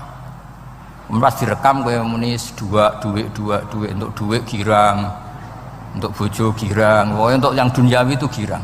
Bareng bar salat biasa-biasa wae. Terus kita takoki pangeran, jong kowe bar salat biasa wae, bareng untuk duit kok girang, penting di duit mbek salat. Mau sini-sini wong, misalnya ketemu pangeran ngoten kan di sini-sini wong. Beda dengan Rasulullah. Rasulullah itu anggar radi sumpek nonton mloko ngator ngidul ngaron ngidul sampai ngendikan arifna ya Bilal, tolong saya kasih istirahat ya Bilal. Ketika Bilal datang ngetuk pintu, ya Rasulullah as-sholat, Nabi terus sempurna karena mau ketemu kekasihnya. Makanya ngendikan wa qurratu aini fis sholat, sempurna. Jenenge fis sholat itu sempurna. Saya berkali-kali ngaji bilang karena kenangan terbaik kita ketika ning donya yo tahu sholat. Jadi nak disoteng pangeran, sebenarnya ketemu pangeran kan pantas. Ning donya tahu sholat, tahu sujud kan keren. Nah, hal-hal seperti ini tuh harus dijelaskan. Sayyid Zainal Abidin itu nak sholat itu aslinya mau kepengen 2 rakaat, sholat sunat mau kepengen 2 rakaat. Tapi setelah sholat itu dia merasa ya Allah, matur nuwun jenengan kasih rezeki sholat, sehingga terus sholat lagi sebagai syukur diberi sholat 2 rakaat. Saking syukurnya sholat lagi itu gak tahu akhirnya setiap hari itu 1000 rakaat. Dan itu dilakukan dengan keasikan yang luar biasa. Karena terus isin, aku jagungan mbek konco sak jam betah, jagungan mbek apa 8 menit entuk 20 rakaat itu isin nah. Itu ya duwe isin maksudnya ya. Iki cerita wong duwe isin, nek sing mboten nggih monggo lah niki pilihan, niki cerita mawon. Sampeyan aja takok, lah Gus wae iso nglakoni itu ora, gak sopan takok kiai, paham. Ya cerita mawon. Tapi saya bisa bayangkan perasaannya orang-orang soleh. Wong nak duwe isin itu jagungan mbek kanca wae asik. Padahal kanca iki ra jelas prospeke, cara dunya ya ora jelas, akhirat ya ora jelas. Lho iki jagungan mbek Allah kok kesusu, ini makhluk model apa kan? Hamba model apa? Lho Kanjeng Nabi itu sampean tak critani. Garwa paling disenengi Sayyidah Aisyah. Wayu perawan. Siddiqah gelare. Lha niku Sayyidah Aisyah saking kepingine dikumpuli Nabi niku nak Nabi salat malam niku turu ning ngarepe. Ya turu ning ngarep. Nabi ku mboten gaya kok sampeyan dinggon salat khusus mboten nggih salate nggih tenggene gen sarine. Masane kan kada kaji-kaji sugih ana ruang salat. Ana sajadahe, ana tasbih komedi. Gaya tok. Kula bolak-balik dolan wong sugih-sugih. Monggo Gus nggon pesolatan. Wah iso ambu malaikat blas gak ana yakin. Gaya tok wis. Aku elek-elek yo gawa Quran mambu lah, ana malaikat ora mambu lah. Potongane wis blas. Nabi ku mboten nggih sederhana sing didamel qiyamul lail nggih sing teng kamare Sayyidah Aisyah niku. Niku Sayyidah Aisyah ku jarak tulu Malang. Lha niku yo ora dibeda mek Nabi nek mun kepengin salat nggih salat mawon. Nak pas kias qiyam niku pas berdiri Sayyidah Aisyah ndelojor. Jebule salate diterusno, pas Nabi badhe sujud, akhirnya kakinya ditekuk. Ngekeki ruang Nabi sujud. Akhirnya kenangannya Sayyidah Aisyah, akhirnya Nabi bilang ke saya, dari ini ata'abbadu li rabbi, aku keizin. Aku tak asik mbek pangeran. Fataraqtu hawa ya li hawahu. Gelem ra gelem aku ngalahno kepenginku dikumpuli Nabi mergo demi senenge Nabi mbek pangeran. Iso sampean. Sampean niku tahajud ngenteni nenengan mbek bojo. Wong bojo elek kok ninggalo tahajud iki. Ah, amit tenan jelas. Dane ora bojone ayu malah ra tau napa?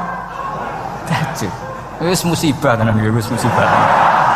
Nabi ku garwane ayu, Aisyah. Lho niku mboten pas teng Sauda, lho pas teng Aisyah.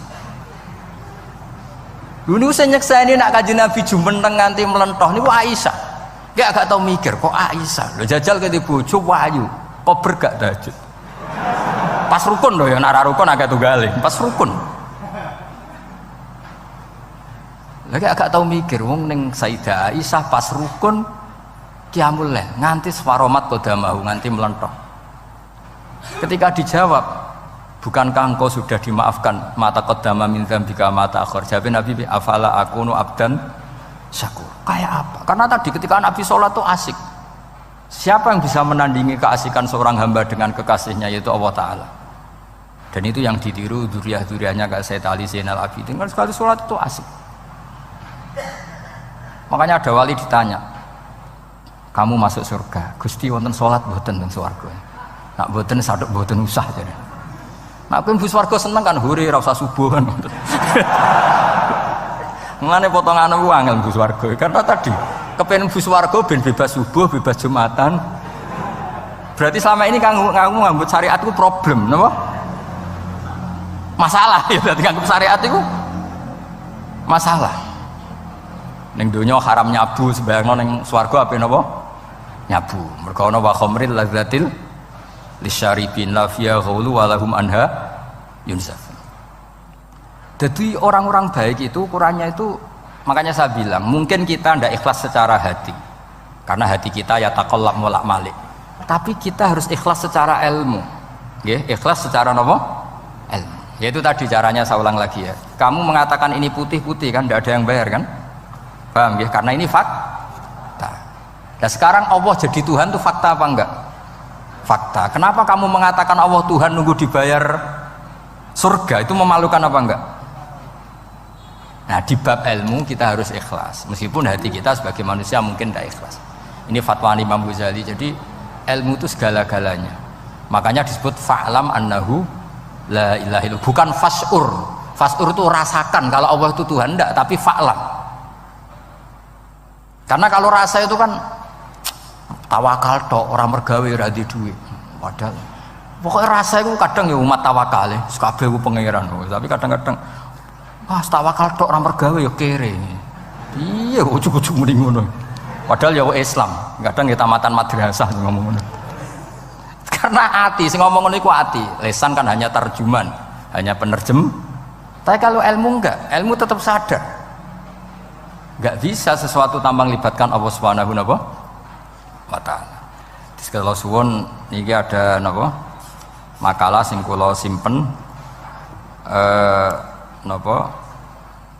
Akhirnya terus Jubair bin Mut'im niku masuk Islam karena logika yang dibangun oleh surat At-Tur ya, itu tidak meninggalkan logika yang selama ini dipakai, yaitu menuhankan Lata, Uzza, Hubal dan sebagainya. Terus Allah bertanya, yang kamu tuhankan itu apa reputasinya? Am khalaqus samawati wal ard, apa pernah menciptakan langit bumi? Seterusnya dan seterusnya. Akhirnya mereka sadar yang layak jadi Tuhan itu hanya Al-Khaliq sebagai pencipta. Yang tidak pencipta tidak usah jadi Tuhan. Makanya Iqra bismi rabbikal ladzi khalaq. Ya sama ya, Yuhannas u'budu rabbakum. Rabbakum siapa? Alladzi khalaqakum. Jadi syarat pertama jadi Tuhan itu satu, harus berstatus Al-Khaliq sebagai pencipta. Padahal kalau sebagai pencipta pasti selainnya itu nggak mungkin berstatus pencipta. Apalagi pencipta langit bumi, semuanya lahir di bumi. Nah, ini faqamatil hujjah. Kemudian argumentasi Islam ini begitu kokoh, dan ketika kokoh itu tidak akan terkalahkan. Itu disebut bal naqdhifu bil haqqi 'alal batil fayadmaghuhu fa idza huwa zahir. Makanya saya berkali-kali bilang ngaji Quran itu ya harus ada ilmu manteknya, entah berapa kadarnya harus ada ilmu mantek. Saya beri contoh. Di Quran itu ada ayat, ya ada ayat yang bunyinya begini. Kebatilan, ya apa? Kebatilan. Itu diistilahkan Quran itu wa ma yubdiul batil wa ma yu'id.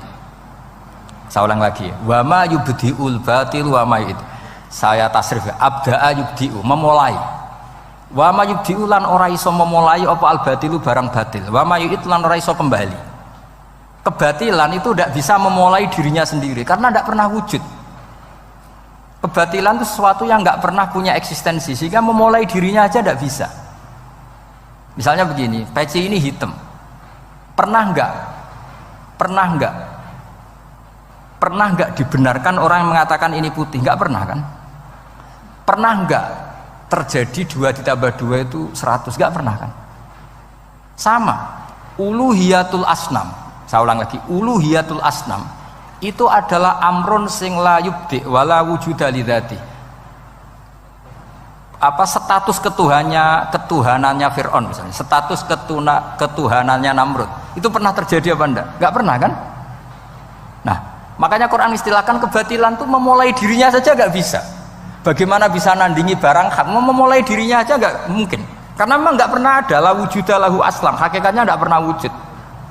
Sekarang saya tanya, uluhiyatul asnam, uluhiyatul lat, uluhiyatul uzza, uluhiyatul hubal, uluhiyatul fir'aun, uluhiyatul namrud, semuanya pernah ada enggak? Enggak ada kan? Makanya kul ja'al haqqu wa ma yubdi'ul batilu wa ma yu'id. Barang hak itu nyata dan barang batil itu memulai dirinya saja enggak? Ya enggak mungkin kan?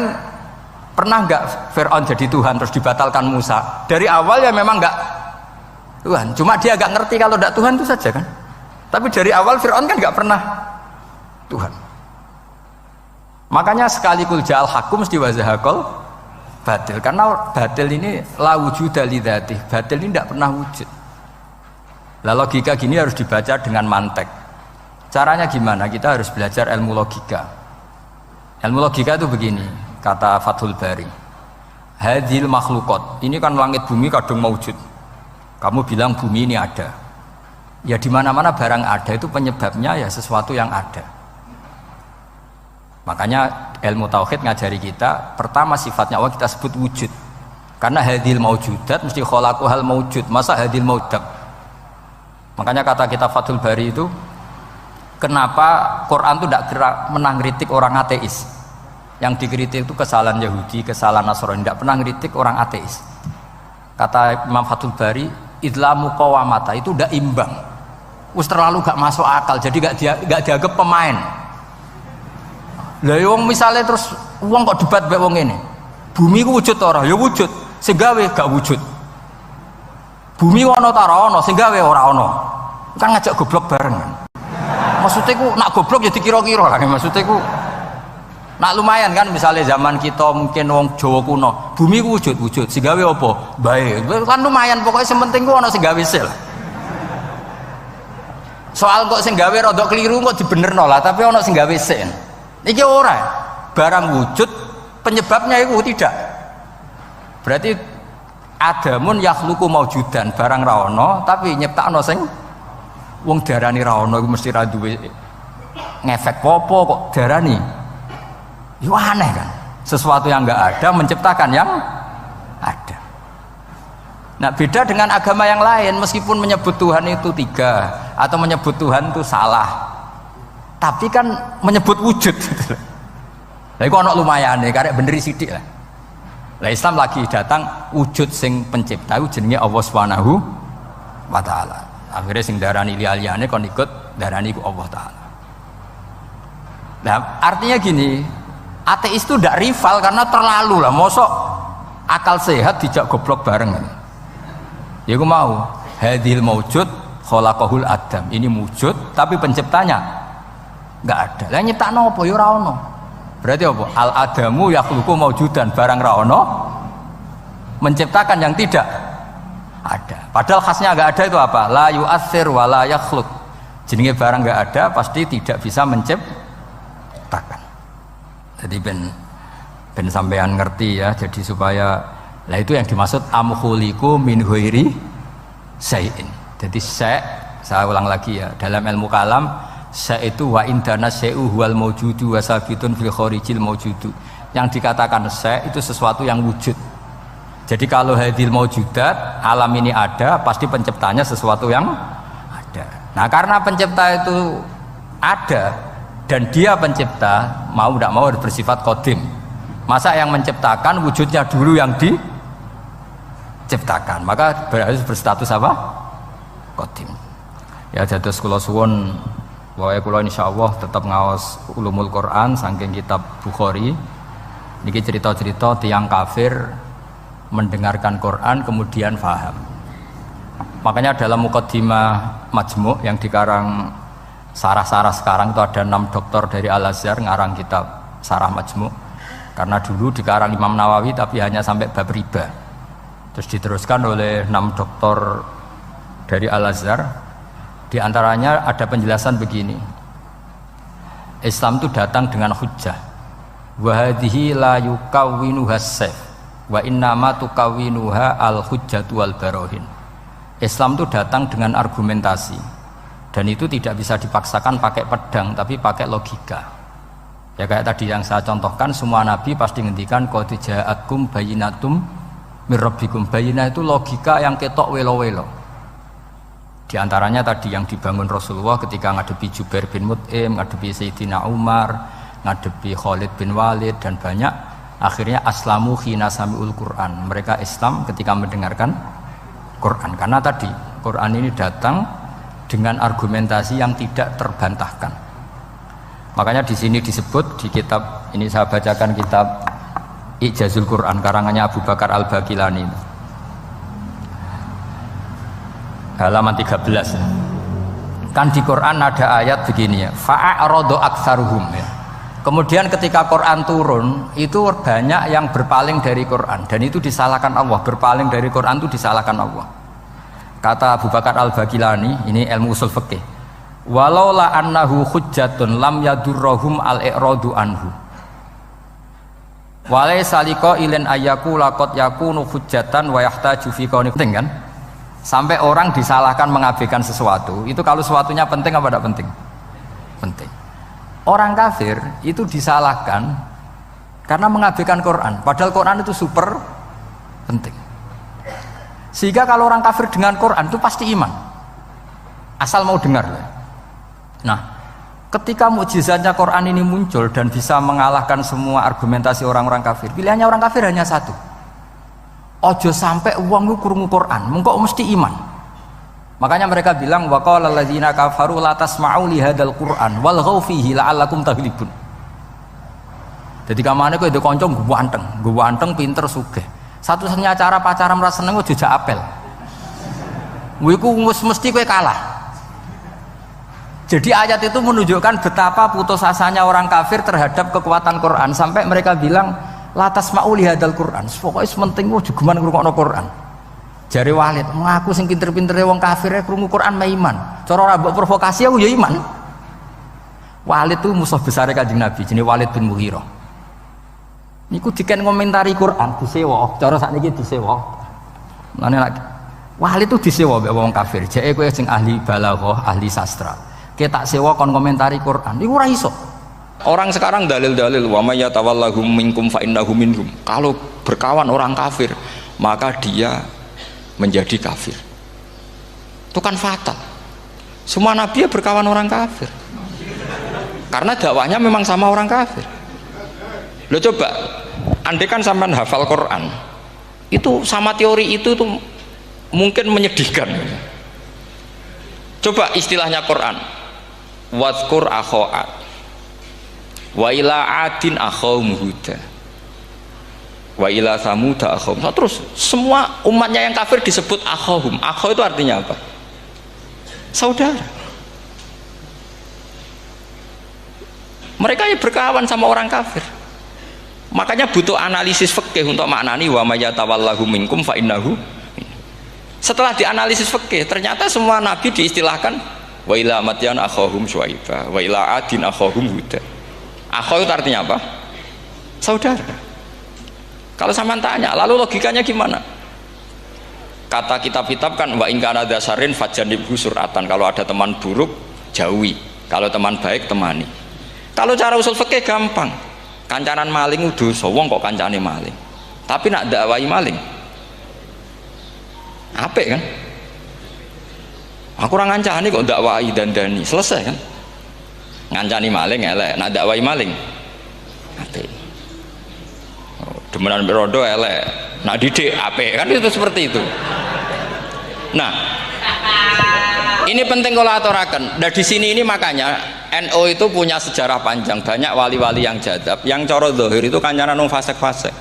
Orang syariat bingung, ini wali kok berteman orang fasik. Ya kalau kamu bahasakan teman ya masalah, kalau kamu bahasakan ini binaan. Enggak, sama jawab saja. Kalau dibahasakan teman masalah enggak masalah kan, tapi kalau dibahasakan itu binaan. Selesai kan? Sama, Nabi berkawan orang kafir itu tidak karena berkawan, itu binaan Nabi. Memang Nabi itu jadi Nabi, objeknya adalah mengislamkan orang kafir. Ya berlama-lama Nabi dialek dengan mereka, muasyarah sama mereka. Bahkan Nabi diharuskan bersikap baik sama mereka. Itu yang disebut fabima rahmatim minallahi lintalahum walau kunta faddzan ghalidhal qalbi lan faddu min haul. Tapi sekarang itu orang sudah tidak pakai ilmu.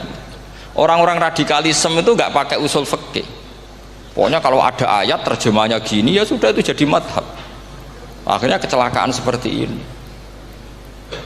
Pokoknya kalau ada ayat faqtulul musyrikina haitsu wajadtumuhum wa khudhuhum wahsuruhum waq'udu lahum kulla marsad. Sudah hafalnya ayat itu saja. Dia tidak mau ngapalkan misalnya qatilul ladzina yuqatilunakum.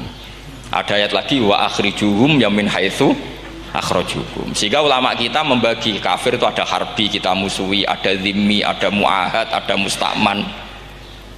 Itu ulama karena tahu tidak semua orang kafir itu harbi, tidak semuanya zimmi, tidak semuanya muahad, tidak semuanya musta'man. Kalau harbi oke, kita perang, kalau zimmi ya kita bina. Kalau muahad ya sesuai perjanjian kita, kompensasinya apa, MOU-nya kayak apa. Tapi apalnya mereka ayat satu tema. Nah celakanya kita yang ngaji di pondok-pondok yang katanya spesialis ingin alim tafsir, apalnya ya satu ayat juga. Wah itu kan satu ayat versus satu ayat, itu ngeri. Makanya kalau sama tanya saya, ini katanya di acara ini sama tanya gimana caranya jadi ahli tafsir, saya jawab gampang. Sebenarnya itu hafal Quran, hafal hadis, terus hafal ulumul Quran. Ya misalnya Nadoman ya Faidul Khobir lah. Kalau kitab Nasar ya minimal itu setengah lanya itkon lah. Kalau nggak lanya-lanya amat ya agak lanya. Karena kitab tafsir itu gampang, teorinya itu mudah sekali. Misalnya al-ibratu bi umumil lafzi la bi khususis sabab. Itu sama dengan kayak kaidah fikih. Karena kalau kaidah fikih itu saya itu pernah dibisui kiai itu. Ini kisah nyata itu. Dibisui kiai itu pas basul masail. Dulu saya itu masih sering mau basul masail. Tani mun pensiun mun mboten niku. Dulu saya dengan Gus Zofur putrane Mbah Mun itu sering makili Pondok Anwar basul masail fikih. Tapi tidak tahu ceritanya Gus Zofur jadi dokter tafsir, saya juga kok tahu-tahu menekuni tafsir. Lama-lama orang itu lupa status saya yang fakih ya. Makanya saya itu ya kadang eman gitu karena ini status penting juga. Tapi status fikih itu kadang memang menyesatkan. Karena begini, itu dulu pernah ada basul masail itu begini. Ini kisah nyata ini. Ada desainer baju putri untuk putri, anak putri. Kemudian desainer itu menciptakan satu celana pendek misalnya, atau celana seperempat. Dengan desain ini pasti kalau dipakai itu auratnya itu kelihatan. Bagaimana hukumnya desainer ini? Apa termasuk mimman sarro'a as-sayyata? Karena terjadi kasfil aurat. Apa enggak? Rata-rata kalau kiai yang khusyuk-khusyuk, yang sepuh-sepuh, desainer itu dosa gara-gara tren pakaian ini wong wedok buka aurat. Tapi kiai-kiai alim yang muda-muda entah saking belingnya, entah saking pinternya tidak tahu. Bilang begini, Pak Yai, yang didesain apa? Ya celana itu. Lalu celana itu fungsinya nutupi apa buka aurat? Ya nutupi. Lu kan lumayan urun nutupi. Kalau haram ya dicopot, lu kan malah parah itu. Bingung kayaknya. Sampai bilang gini kan, wah semanis. Itu kan makanya ini guyon ilmiah. Repotnya ngadepi orang alim muda, itu kan mbok gedhingi ku ilmiah, mbok senengi fasik.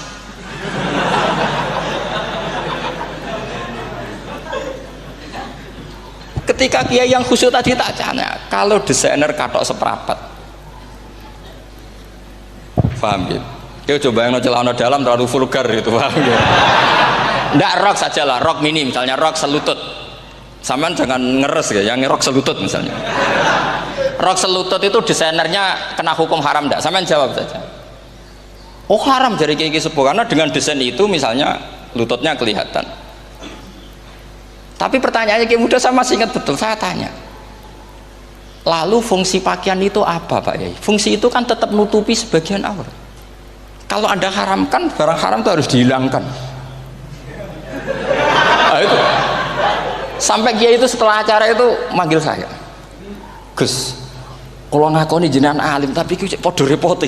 Podo repote ku nak dalam itu kan terus itu ada perumusan di redaksi keputusan yang dijual itu, yang masail fikihnya kan terus diputuskan, dibukukan.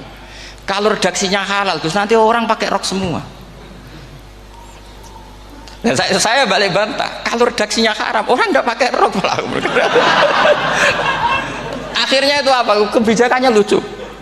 Buak we Gus, pertanyaan itu buak sak jawabannya oke. Jadi kita debat tidak jadi. Ini cerita ilmiah. Makanya sama tidak wajib manut saya ini terlalu ilmiah, jadi tidak baik untuk kehidupan kesalian, kurang baik. Jadi ini, tapi ini ilmu, tetap kaidahnya fikih ma la yudraku kullu la yudraku kullu. Jangan kalau tidak bisa nutupi aurat semua, lalu jangan sama sekali. Loh kan kaidahnya kan gitu, ma la yudraku kullu la yudraku kullu. Misalnya Anda punya tetangga nggak mau pakai jilbab, nggak mau pakai pakaian muslimah, kamu tidak boleh bilang munisan raklambinan, tidak bisa. Malayu trokukuluh layut napa malayu trokukuluh nu layut troku napa. Makanya ini kita harus hati-hati. Nah bayangkan sekarang orang meneliti Quran itu yutrokukuluh. Mestinya kalau Anda meneliti radikalisme, ayat yang terkait radikalisme diteliti semua. Ternyata di surat Taubat yang disebut suratus Saif, yang bahkan haram baca bismillah, itu ada ayat wa in ahadum minal musyrikin nastajaraka fa'ajirhu hatta yasma'a kalamullah tsumma ablighu ma'mana. Muhammad, kalau ada orang kafir mau belajar Quran sama kamu, ya harus kamu pelajari hatta yasma'a kalamullah. Setelah mereka mau belajar, ya ablighu ma'mana, tsumma ablighu ma'mana, kamu harus menjamin keamanan dia. Itu di surat Taubat, termasuk akhiru suratin nazalat, gak mungkin terjadi mansuh. Tapi orang-orang ekstremis selalu pakai faqatulul musyrikin haitsu, apalan itu terus. Yang orang liberal yang menapani la ikraha fiddin. Ya sudah seperti itu. Sing orang-orang ora tegas, ora tau nahi mungkar, ya ma arsalnaka illa rahmatan lil alamin. Ngono terus. Yang kelompok tukang nahi mungkar ya ayatnya amen nahi mungkar. Saya tuh heran, kenapa mereka apalannya kok pedot itu. Kita yang hafal semua bingung jadi. Jadi akhirnya kita yang pinter anut sing goblok, karena saya tuh pernah loh debat sama orang salaf, debat gitu. Setelah saya mengutarakan sekian hadis, ada tuh Pak hadis tuh, waduh, harusnya kamu ngaji saya, ada debat tuh yang level, kalau nggak level tuh nggak boleh katanya. Itu kan ngeri. Makanya ini penting ya, kalau sampean tanya ingin jadi alim tafsir ya harus hafal Quran semua. Nah, kalau tidak mungkin yang nunggu orang semua mati baru Anda jadi ahli tafsir, karena tidak ada musuhnya. Tapi saya pastikan orang kafir pun bisa memahami Quran, yaitu tadi hatta yasma'ah kalam Allah. Sayyidina Umar itu masuk Islam itu gara-gara dengar adiknya baca Toha, ma anzalna alikal qur'ana litashqa illa tadhkiratal liman yakhsha tanzilam mimman khalaqal arda was samawat ma huwa bikalamil basar. Tidak mungkin seperti ini karangan manusia, itu tidak mungkin. Akhirnya dia Islam. Banyak orang Islam karena diperdengarkan Quran, karena memang notnya sudah unik, makna kualitasnya juga sudah unik, semuanya itu unik, indah. Sampai sekarang pun orang kafir itu orang paling tahu Quran. Makanya Allah mensifati orang kafir itu hasadam min indi anfusihim mim ba'di ma tabayyana lahumul haq. Sekarang sama saya tanya, orang sing tabayyana lahumul haq itu orang paham apa orang tidak paham? Mereka orang kafir itu mengingkari Quran padahal mimba dima tabayyana lahumul haqqu, setelah kebenaran nyata bagi mereka. Nyata bagi mereka artinya orang kafir paham apa tidak paham? Paham. Cuma mereka punya penyakit hasadam min indianus. Mereka juga kalau ada ayat tentang ahkam yang memberatkan, mereka bilang i'ti bi Qur'anin ghairi hada au badil. Muhammad harusnya jangan tema itu yang diangkat, buat cari Quran yang lain yang enggak tema itu. Mereka sampai memilih tema itu karena paham apa karena tidak paham? Karena paham. Makanya di makalah saya pastikan ngaji tafsir itu gampang karena orang kafir pun bisa. Kalau kasus Ahok itu bukan paham itu melintir, beda. Paham sama melintir itu beda. Itu diterjemah Kemenang tuh jangan mengangkat kawan orang Islam, bukan ngangkat pemimpin. Ya likinya kalau ngangkat teman saja tidak boleh, apalagi ngangkat pemimpin. Fatal mana berteman sama orang salah sama ngangkat.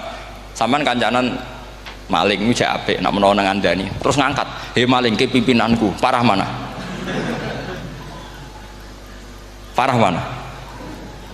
Artinya sama saja ketika diterjemah jangan ngangkat teman. Sebetulnya ngangkat pemimpin lebih fatal. Itu kan mafhum awlawiyah, itu kan normal saja. Itu di Quran biasa, misalnya innalladzina ya'kuluna amwalal yatama dzulman, orang yang makan hartanya anak yatim secara zalim. Kamu bilang, "Gus, saya tidak makan kok, sepeda motornya tak gasap, tak jual." Yang diharamkan kan makan. Wah, ya sarap kalau gitu. Maknanya begini, memakan harta anak yatim artinya ifsad. Ifsad itu merusak. Nak ngono ikhraq, membakar atau mencuri sama dengan makan, bal asyad, malah kan lebih apa? Lebih apa? Dasar. Jadi yakuluna di situ tuh ba'dul amsilah, sebagian contoh min wujuhil ifsad atau min wujuhil ihlak. Jangan kok karena ayatnya makan, oh yang haram tuh makan, kalau nyuri gak apa-apa. Waya fatal. Itu kan sama dengan santri geblek ketika ada kiai necong, kowe mbek bojomu jogeman naboi. Suatu saat istrinya lapor lagi, "Pak Yai sekarang tidak naboi tapi nyadui." Karena naboi itu pakai tangan. Mereka pertama dilaporkan kiainya, "Pak Yai, suami saya itu sering memukulin saya pakai tangan gini. Jong jogeman naboi bojomu." "Nggih Pak Yai, siap." Suatu saat istrinya lapor, "Pak, tetap benjut, kenapa? Kalau nak niki disadui." Mereka pikirannya, sing haram nabok, nak nyaduk halal. Wah, itu kan ngajak goblok bareng. Nah, masalahnya di usul fikih kasusnya seperti itu. Makanya saya ini kadang ya maliki sekali. Kadang saya itu maliki sekali. Kadang ya. Misalnya begini, saya beri contoh.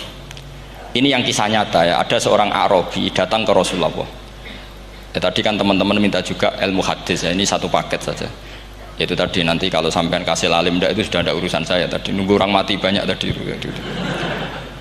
Kalau nggak usah nunggu orang mati, sarannya tadi apal tadi. Ya Rasulullah, ahlak tuh. Saya ini orang yang rusak. Wama ahlakaka. Lalu yang bikin rusak kamu apa? Qol waqatu imro'ati fina hari Ramadan. Saya menjima istri saya ketika masih siang. Fina hari Ramadan, siang Ramadan. Walhasil Nabi tidak menyuruh hanya kodok, tapi menyuruh kafaroh. Kafarohnya itu merdekakan budak atau memberi makan 60 orang miskin atau puasa berapa? Puasa 60 hari. Atau urut merdekakan budak atau puasa 60 hari atau memberi makan sitina miskin. Oke, kita sepakat ya, hadis itu sahih dan diulang-ulang oleh ashabus sunan. Oke, riwayatnya agak masalah. Sekarang kita analisis maknanya. Sekarang sampean saya tanya, kalau anda misalnya sekarang jam berapa ini? Misalnya sekarang jam 9 kurang seperempat Ramadan, terus anda rokok atau anda ngopi, kepengen ngopi terus ngopi tanpa udhurun syar'iin, anda hanya wajib qadha apa bayar kafarah? Tidak sampean jawab. Rata-rata kiai kita, oh mau wajib qadha Gus karena gak jima. Sing seru kafarah itu nak jima. Kan ngombe kopi be jima beda. Pertanyaannya tuh lucu, ini naik secara fikih masalah. Masalahnya begini. Jima bojo itu tidak zina. Jima bojo itu zina apa enggak? Enggak kan? Berarti dengan makan bedanya apa? Sama kan? Sama-sama amrun mubah. Sesuatu yang boleh. Kenapa hukumannya berat? Makanya kata Imam Malik, Ndak itu nilainya. Nilainya adalah hadku hurmati Ramadan bi ghairi udhrin syar'iyyin. Makanya kata Imam Malik, siapapun yang makan fina hari Ramadan, iftar apapun fina hari Ramadan bi ghairi udhrin syar'iyyin, maka hukumnya sama dengan jima fina hari Ramadan. Karena sama-sama ihlak ifsad hurmata Ramadan bi ghairi udhrin syar'iyyin.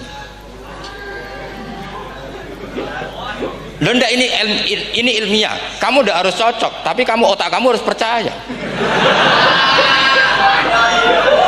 Loh iya kan, beda kan. Saya secara nafsu enggak cocok, cek berarti. Tapi ilmiah saya setuju. Kalau Kiai Kandani itu kan pasti pakai badul amsilah, kan nggak mungkin semua contoh disebut. Cong penak mlaku-mlaku aja gemandul wong wedok iku mari setan. Mboten delok Mbah, nyekel lho malah parah to. Ndak bisa. Makanya ini masalahnya lafat. Ini kembali ke Imam Syafi'i bilisanin arabiyyim mubin. Ketika seorang kiai bilang cung jogeman delok cawe itu adalah mengungkapkan al-muharramat, bukan mentaksis yang haram itu hanya melihat. Saya ulang lagi ya, ketika seorang kiai bilang cung jogeman delok wedok sing haram, itu semangatnya adalah melawan keharaman, bukan mentaksis yang haram hanya delok. Itu di Quran normal semua, di semua lugat ya biasa. Itu kan sama seperti misalnya seorang mbah ngasih uang cucunya, cung tak kayak duit 100.000, cung gue tuku es, terus kue mendingan nah ragu tuku es haram iki kan ngongkone tuku es lah, kepengen putumu mati kan nyeben 100.000 gue tuku es. Ya mulai dulu istilahnya nak mbah ngekeki putu cung 100.000 gue tuku es, cara wong kuno. Nah, maksudnya itu pokoknya umumnya cah cilik senane es cuma nyebut. Ya sudah seperti itu. Sama seperti Quran menghentikan begini. Ini memang salate yang fikih dulu, yang pokok-pokok. Di antara yang enggak boleh dikawin adalah wa antasma'u bainal ukhtaini illa ma qad salah. Kamu enggak boleh menikahi Sri dan Zainab, kakak beradik. Sudah sepakat nggih? Fi nikahin wahid enggak boleh al jam'u bainal ukhtain. Jadi mbaknya kamu kawin, adiknya kamu kawin fi nikahin wahid.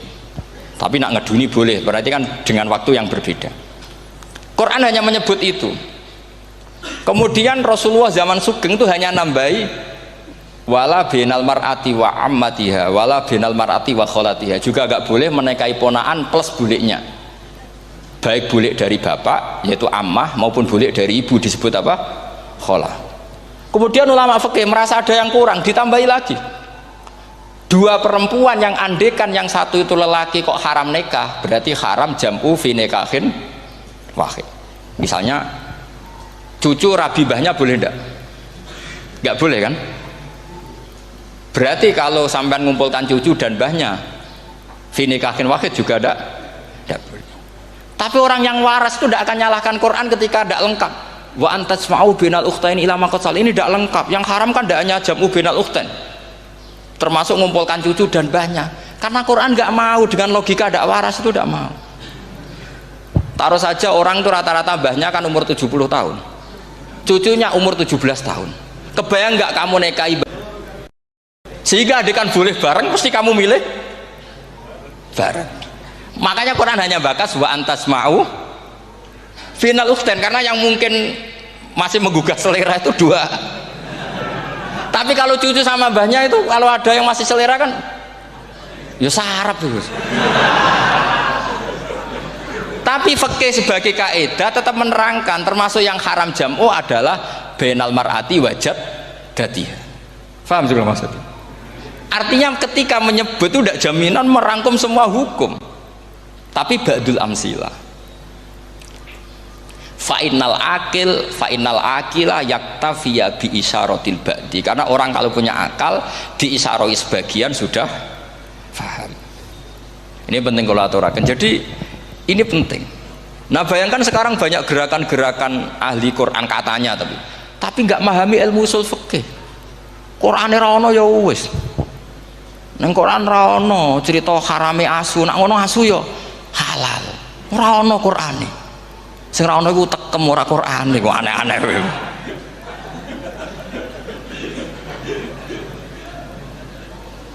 Itu kan sama. Terus sampean misalnya tadi jam 09.00 Ramadan tambah udhurin sariyin terus mangan mie rokokan, itu kan melecehkan Ramadan biguri udhurin sariyin, karena melecehkan hurmata Ramadan kena sanksi separah itu. Jangan kamu terus bilang tapi Nabi hanya bilang masalah jima fina Ramadan.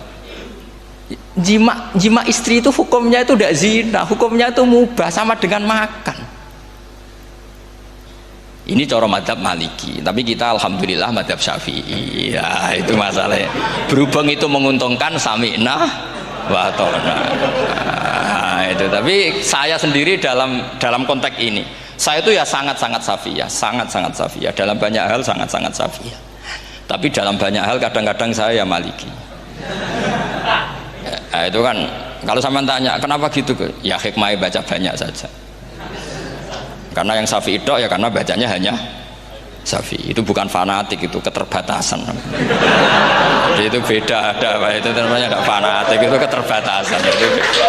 Itu beda sekali. Jadi kita harus ngaji yang banyak. Saya itu termasuk utang ya sama Imam Syafi'i itu baca kitab Ar-Risalah. Itu kitab yang kadang satu ulama baca sampai 500 kali.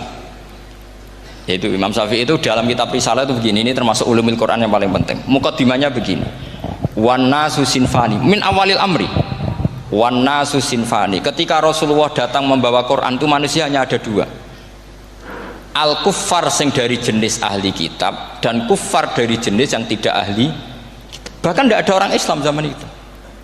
Pertama Nabi jadi Nabi itu adakah pendengar yang Muslim? Kan tidak ada, semuanya ahli kitab.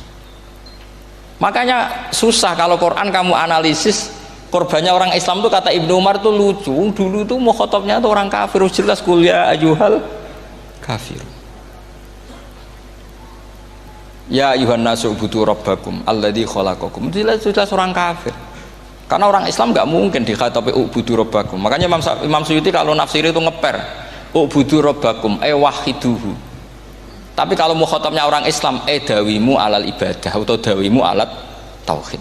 Karena dia tahu kalau mukhatabnya orang kafir, ubudu ya masih wahidu.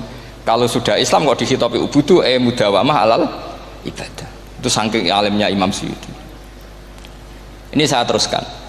Kalau mukhatabnya itu orang kafir ahli kitab, itu kemungkinannya ya dua cara mereaksi Quran. Yaitu disebut lam yakunil ladzina kafaru min ahlil kitabi wal musyrikina munfakina hatta ta'tiyahumul. Jadi lam yakunil ladzina kafaru, jelas kafaru itu umum. Kemudian ditafsir kafaru itu ada yang min ahlil kitabi, berarti kafaru yang jenis Yahudi Nasrani. Ada kafaru yang min ahlil kitabi wal musyrikin, kafaru yang jenis musyrikin, yaitu kafir Mekah. Karena cara kaidah nahwu al atfu yaqtadi taghayyur, kalau ada ataf pasti konteksnya beda. Ja'a Zaidun wa Amrun, berarti Zaid ada Amar, Amar ya tidak bakar, karena Ja'a Zaidun wa Amrun wa Bakrun, pasti orang ini berbeda. Tidak boleh orang yang sama kamu pakai ataf. Ini sudah clear ya ini ya. Kemudian cara pandang mereka ya beda. Ketika Rasulullah mengajak tauhid, itu ahli kitab tidak masalah, memang harusnya Tuhan itu satu, tidak masalah bagi ahli kitab. Problem bagi ahli kitab adalah Muhammad itu nabi, itu kita nggak suka. Kalau Tuhan satu oke, tapi kalau Muhammad nabi tidak oke. Kita bisa jadi nabi, kata mereka, karena mereka merasa nasabnya sampai Ibrahim. Sementara zaman itu mereka sanksi Muhammad itu nasabnya konti, gak jelas. Ini penting kalau aturakan. Sehingga dalam konteks ini Allah menjawab ahli kitab dulu. Ini itu disebut Muhammad itu nasabnya jelas. Ini itu fihi ayatum bayinatum maqamu Ibrahim. Ini saya dengarin. Ibrahim itu jelas pernah ke Mekah. Bukti Ibrahim pernah ke Mekah adalah jejak kaki Ibrahim di makam apa? Makam mereka, artinya buatan kuburan, buatan jejak kaki Ibrahim ketika bangun Ka'bah. Fihi ayatum bayinatum maqamu Ibrahim. Pun. Kalau Ibrahim pernah di Mekah, artinya beliau pernah nikah di Mekah. Paling tidak punya dzurriyyah di Mekah. Jadi gua Ismail dibawa ke Mekah. Jelas ayatnya wa id yarfa'u Ibrahimul qawaida minal baiti wa Ismail. Ini dengarin ya. Sebab itu saking alimnya berjanji itu beliau tahu betul masalah utama Rasulullah Muhammad adalah disangsikan nasabnya. Sebab itu kitab berjanji pertama cerita setelah dia alhamdulillah macam-macam awal ma'anab tadi saat terus dia bilang wa ba'du fa'akul huwa Muhammad bin Abdillah bin Abdil Muttalib. Saat terus ya wabah dua Muhammad bin Abdullah bin bagi mereka yang kafir. Terus beliau ngendikan ditutup wa adnanu bila raibin inda dawil ulumin nasabiyah ila dhabihi Ismail nisbatuhu wahmun. Jelas saya Adnan itu pasti puter cucu-cucunya Nabi Ismail. Karena orang Yahudi yang di soal Muhammad itu, kamu itu siapa kok tahu-tahu Nabi? Kamu orang Arab itu tidak pernah ada Nabi. Yang Nabi itu normalnya orang Israel, yaitu turunan Yahudi, karena Yahuda bin Yakub bin Ishak bin Ibrahim. Akhirnya Allah membuktikan fihi ayatum bayyinatum maqami. Bukti kalau Ibrahim pernah di Mekah adalah jejak kakinya di Mekah, itu dekat Ka'bah. Ini jawaban Allah yang tentang ahli kitab, karena sudah jelimet. Ada ilmu ansab, ada ilmu nasab, ada polemik kitab samawi. Kalau kafir Mekah ini goblok-goblok. Ketika Rasulullah pakai teori tauhid, orang kafir Mekah itu saking gobloknya bilang gini, Muhammad, kita ini urusannya banyak, utang kita banyak, kasus saya banyak, kok Tuhannya satu itu tidak cukup. Yaitu mereka mengatakan aja'alal alihata ilahau wahida inna hadza la syai'un ujab. Bagaimana Tuhan hanya satu? Urusan kita banyak, masalah kita banyak. Tuhan nggak boleh satu, harus banyak. Sejumlah urusan kita. Ada Tuhan BPKB, Tuhan macam-macam lah. Ada Tuhan kredit, Tuhan kas, macam-macam lah kan. Sesuai sebanyak urusan kita. Mereka tanya aja'alal alihata ilahau wahida. Masa Tuhan satu? Inna hadza la syai'un ujab. Ini aneh. Tapi Rasulullah dengan sabarnya, kalau yang seperti ini Allah menjelaskannya beda dengan yang pertama, karena tadi orang kafir itu bisa min ahlil kitab, bisa wal musyrikin. Lam yakunil ladzina kafaru min ahlil kitab, ada yang wal musyrikin. Semuanya ini tidak pernah munfakina hatta ta'tiyahumul bayyinah. Mereka tidak pernah tercerabut dari pikiran mereka, dari mainstream mereka, sampai ada bayyinah. Bayyinah itu kejelasan kebenaran atau benar yang begitu jelas. Itu siapa? Rasulun minallah yatslu suhufam mutahhar. Akhirnya Nabi sabar. Saking sabarnya Nabi itu ngomong gini, ya di khalayak umum, mukhatamnya ya kafir semua. Hei saudara-saudara kami suku Quraisy, kita ini sebangsa. Nabi tanya, Muhammad, ajaran kami itu benar karena kami itu orang yang kita percaya, tapi kali ini Anda aneh karena ngajak satu Tuhan. Itu tidak mungkin, urusan kita banyak, satu Tuhan juga mungkin, Tuhan harus banyak. Kita punya 3 aja kurang banyak kan, banyak punya Lata, Uzza, Hubal. Rasulullah dengan sabarnya ngendikan gini, hei kaumku, kalau kamu jadi pembantu, jadi buruh, senang mana punya majikan banyak sama majikan satu? Kalau majikannya banyak, itu perintahnya beda-beda, seleranya beda. Semua harus kamu lakoni, semua harus kamu taklui karena kamu harus nurut. Wah ya repot mat kalau di majikan banyak, ngerepoti mesti. Rasulullah tinggal nimpali, Tuhan kamu itu majikan kamu. Kalau Tuhannya banyak, perintahnya ya banyak, seleranya beda-beda. Kamu bingung nggak? Wah ya bingung, ya udahlah mat satu aja. Akhirnya mereka masuk Islam. Nah itu disebut Nabi itu fatonah, punya kecerdasan artikulatif. Kalau menjelaskan itu masuk akal. Nah itu disebut dorobawahu matalar rojulan fihi syuraka'u mutasyakisuna wa rojulan salamal lirojul hal yastiawiyani masalah alhamdulillah. Nah ini penting. Allah membuat satu perumpamaan bagaimana ada satu pembantu yang punya majikan banyak, yang berbeda-beda seleranya, berbeda-beda perintahnya, dengan kalau hanya satu majikan. Apakah sama? Mereka jawab tidak sama, enak punya satu majikan. Begitulah Tuhan kamu, harusnya satu. Assalamualaikum warahmatullahi wabarakatuh.